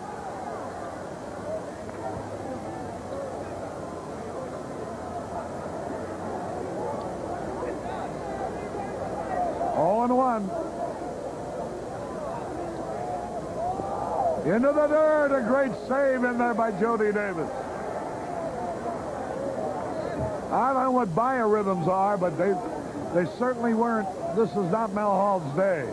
Nice play by Jody Davis. He keeps the ball in front of him and saves the go-ahead run from scoring. Now Dutch Renard wants to take a look at the ball. It was in the dirt, and he gives it back to Jody. And Jim Fry is out there to find out if his knee is okay. Apparently it is. There's nobody throwing in the bullpen. All this started with 2 out when Jack Clark lined a home run over the right field wall. Then Richards grounded the single in the right field. Youngblood apparently hit the game-ending out, but Mel Hall misjudged it. And it went over his head for a triple. And now the count 1-2 on Brindley. Johnny LeMaster on deck. Looking ahead to the bottom of the 9th, Mel Hall will be the first man up.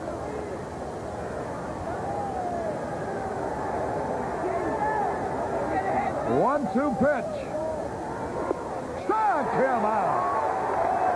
2 runs, 3 hits. No errors, 1 left. We go to the bottom of the 9th. All tied up at 11.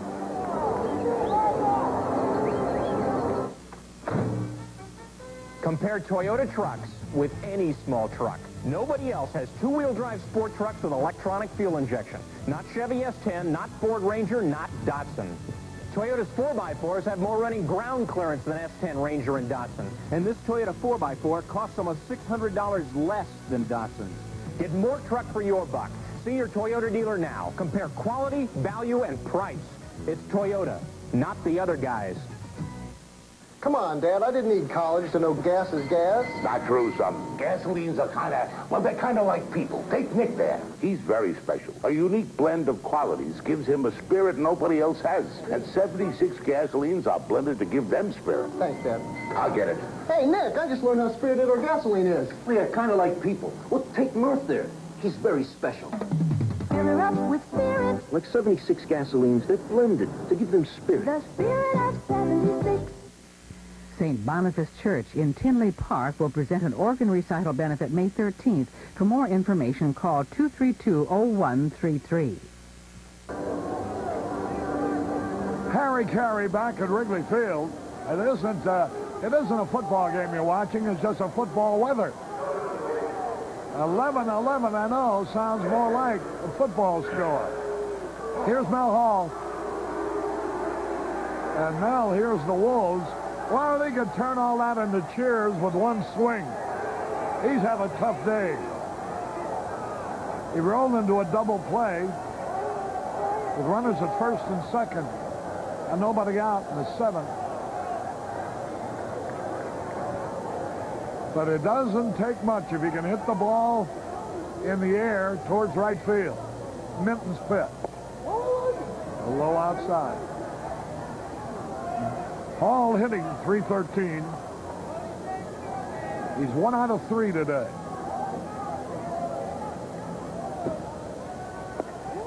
Ball is high, ball 2.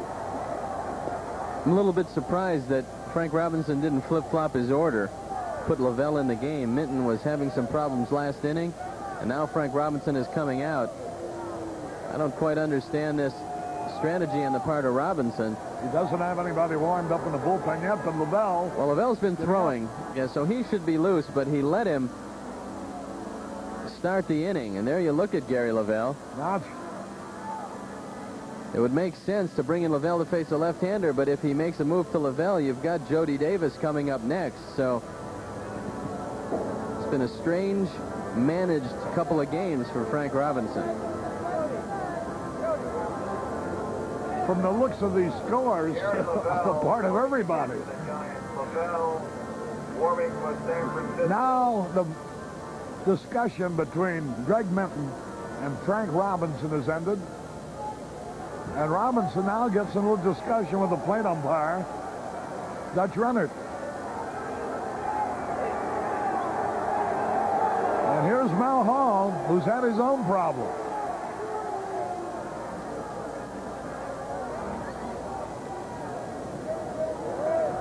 Two balls, no strikes.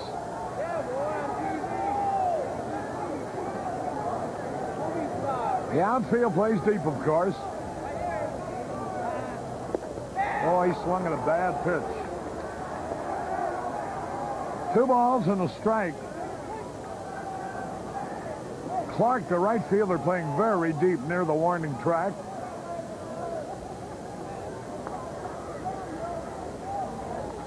There's a looper in the left field, going to drop for a hit. The winning run is on.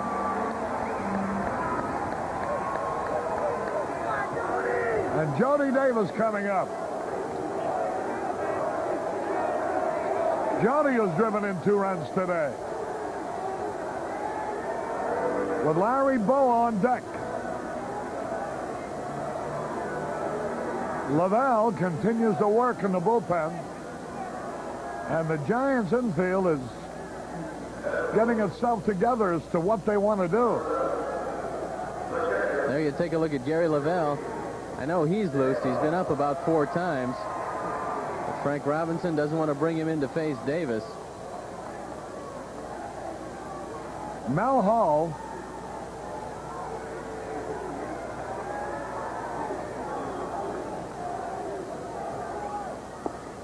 pitches low. Hall has the speed of a good base runner. Doesn't quite have the instincts. Something he'll undoubtedly improve with experience.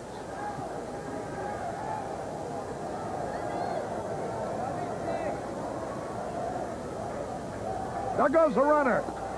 Fly ball in the right field, and it's going to be, oh, it's trapped, I think.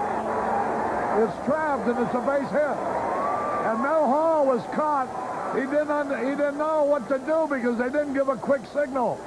Clark picked the ball up with his glove. A trap. It's a hit. The only thing for Mel Hall to do, he's standing close to second base. He's got to just stay there because if Clark does come up with the ball, he can't possibly get back. And so it's a trap, a base hit for Jody.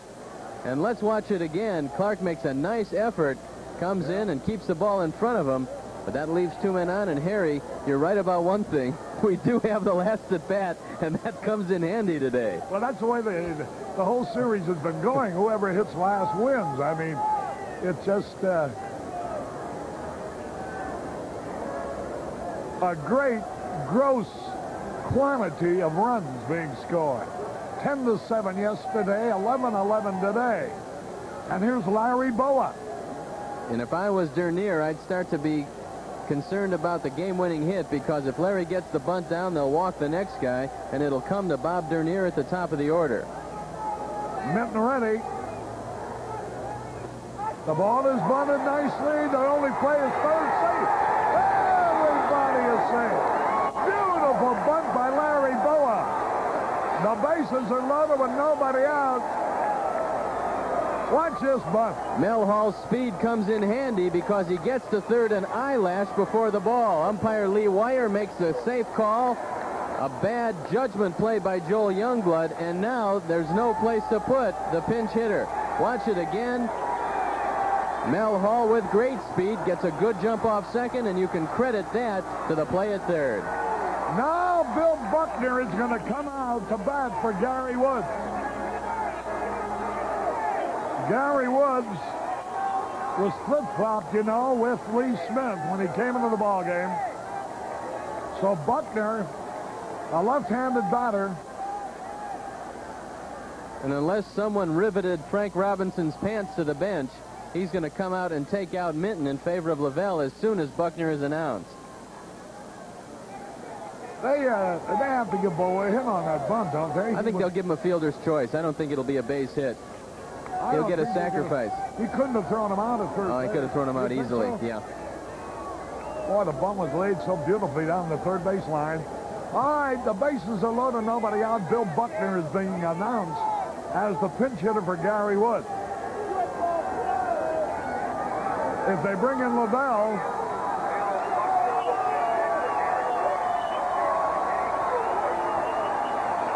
Bill getting a nice hand. And here's Frank Robinson coming out, which means that Gary Lavelle, the left-hander, is going to be brought in here. They're converging around the mound as Frank Robinson slowly walks to the center of the diamond. Bases loaded, nobody out. And here's Gary Lavelle. Lavelle is 2-1 on the season, .391 earned run average, making his 17th appearance. He's finished 14 of those. He's got 5 saves to lead the club, 25 1/3 innings, only 17 hits. He's struck out 25, and he's walked 8. He has given up 3 home runs, which is unusual for him, and he comes into a very perilous situation. Bases loaded, nobody out. A contact hitter in Bill Buckner, you're not going to strike him out.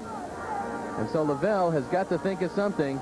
Got to think about that short pop-up fly ball. The outfield is going to be brought in all the way. Not many places where Buckner can hit the ball where he won't score that run from third.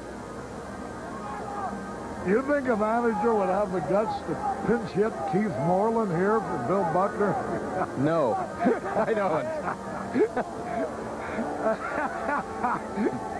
Wow.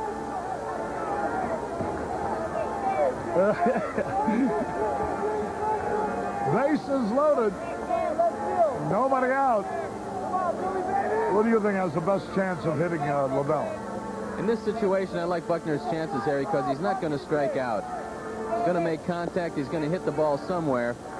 And even though Lavelle has an excellent slider and is very tough against left-hand hitters, Buckner is perennially one of the most difficult men to strike out in baseball. So he'll go up there with a good shot. If he's patient, he'll get a pitch to hit somewhere. And the odds are all with Buck because everybody's in. All he's got to do is hit a medium fly ball, and the run's going to score. I tell you, look where the outfield is, Arnie. Looks like a softball game in progress. It looks like they got 7 infielders because the long fly would score the winning run anyway. Look at him. Look at the center fielder. Not only a long fly, but if he were to pop up down the right field line where Al Oliver had a shot at it, he's got a terrible arm at first base.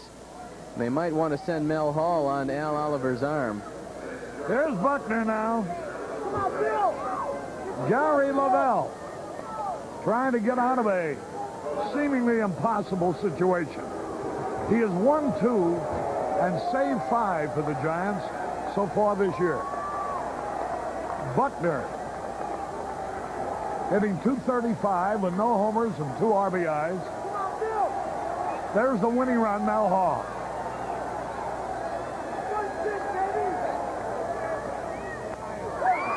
Right to the shortstop, throws the plate for 1 over to first. No double play. 1 hampered to LeMaster, who got the force play. And so it's up to Bobby Dernier now. This is hit right at LeMaster. Buckner catches it up around the handle. LeMaster picks it off. Buckner hustling down the line is the only thing that saved the double play on the return throw from Brenly. And that leaves the bases still loaded. And now Keith Moreland's going to hit. And a pinch runner at third base, Henry Cotto, has come in. He's going to run for Jody Davis, and there's Keith Moreland warming up.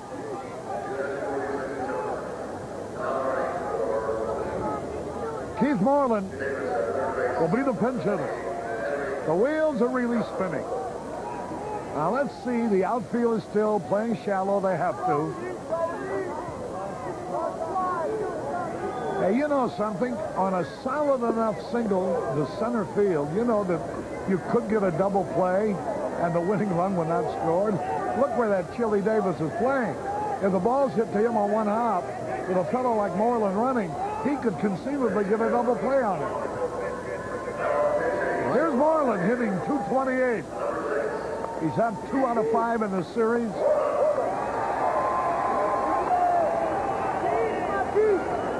The infield in, the outfield in. Lavelle's pitch. Low and outside. 1 ball, no strikes. Never a dull ball game. This may not be the prettiest ball game artistically,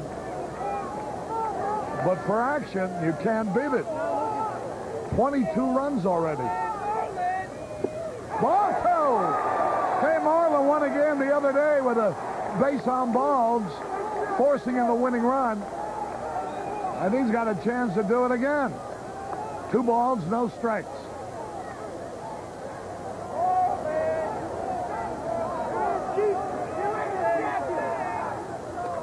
There's a fly ball. The Cubs win. The Cubs win. A base hit over Clark's head. And Keith Moreland ends this bloody duel. And the Cubs have swept the series, winning today 12-11. Holy cow. Moreland drives in the winner. We'll be back with the totals and the highlights in a moment.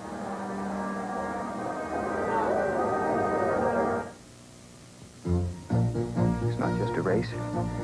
It's a game. If they think I'm tired, maybe they'll make their move.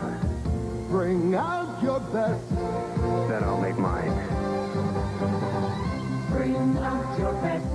Bud Light. Bring out your best.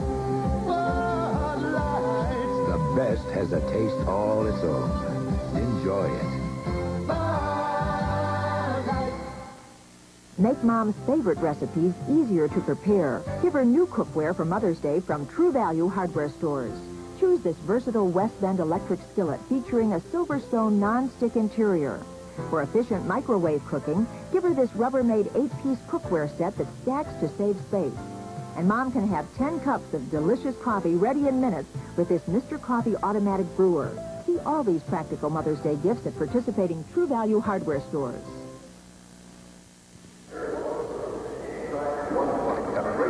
Harry Carey and Steve Stone back at Wrigley Field, where the Cubs have done it again and have taken over, undisputed as it were, possession of first place in the National League East, pending the outcome of the Giants game tonight. And you know, Steve, this is the Cubs' 16th victory. Out of a total of 27 games that they've played, they're 16-11. Do you know last year they played 40 games before they were able to win their 16th? So that makes them 13 games on the loss side ahead of where they were a year ago at this time. Well, Harry, if you like your baseball offensively, Wrigley Field is the place to be. 40 runs, 63 hits in the last 2 games, and they weren't pitchers' days. The hitters took over, and fortunately, the Cub hitters hit last. They got a chance to pull this one out. It wasn't artistic, but it certainly was exciting, and the Cubs continue to play very exciting baseball. Well, it was so cold here and such a small crowd. Thank goodness for WGN and Channel 9 that so many people, not only in the Chicago area, but all across the country could see this game, because you rarely see this much hitting and this much scoring and this much all kinds of baseball, good, bad, and indifferent. And here is the hit that ended it all, Steve. The outfield was drawn in, and Keith Moreland just gets his bat on one. It's a routine fly ball to right field, but in this situation, Jack Clark has no shot at it. And the great part about this game, Harry, is if you are a GOAT for an instant, you get a chance to be a hero. And Mel Hall, who misjudged that fly ball in the 9th inning, came up with a big single in the bottom of the 9th inning, and that was the guy who got on base that started everything off. You know, I still want to get back and talk about Rick Russell. I was pleased with his performance. You're looking always for pitching. Who's going to help you when the weather gets a little warmer and when you have a 5-man rotation going for you? And as you mentioned several times, it's pretty hard to really get a reading on a pitcher, especially a veteran who's 35 years old, who's been around the block, unless he's working regularly, because he is a controlled-type pitcher. And I thought, under the circumstances, he was especially impressive. Well, when you don't have a chance to work a great deal, you don't have the arm strength, you don't have the control. And Rick came up, he did a decent job today. It wasn't a great job by any standard. But Dallas Green has shopped around, as has everybody else in baseball, and you realize that you're not going to get a quality starting pitcher at this point of the season. So your starting rotation has to come from within, and Russell looks to be the logical guy for the 5th starting spot. And Harry, is this a wind tunnel here? I was just going to say to you, Steve, I think you ought to change your hairspray because it's not holding it down. Well, I'm glad I'm not wearing a wig today, Harry, or else it would be somewhere in the back of the booth. But, boy, I'll tell you what, I think I'm going to be here tomorrow to watch that Los Angeles game, because if it's as exciting as these, we're going to need some headache pills before it's over. Hey, listen, how about walking Leon Durham 4 times? How's the poor guy ever going to hit 5 home runs in 5 days if on every 5th day they're not going to pitch to him? Well, they showed that they weren't going to throw much of anything today. He only had 1 at bat, and he struck out. That was a disputed pitch. But Leon Durham showed patience, Harry. In a normal situation, you'd go up there and swing at a lot of pitches that you couldn't handle. But Leon said, well, if the streak is going to go by the boards, I'll get on base 4 times and help the club. All right, a thrilling victory. See you tomorrow, Steve. Okay. And here quickly now was 12 runs on 16 hits for the Cubs, 11 runs on 17 hits for the Giants. The Cubs have taken over first place, pending the outcome of the Mets game tonight. The Cubs are all alone atop the National League East standings with a record of 16-11. That's the story with Steve Stone, Harry Carey, from frostbitten Wrigley Field, where the Cubs downed the Giants 12-11. Hope you enjoyed the telecast, and this Bud's for you.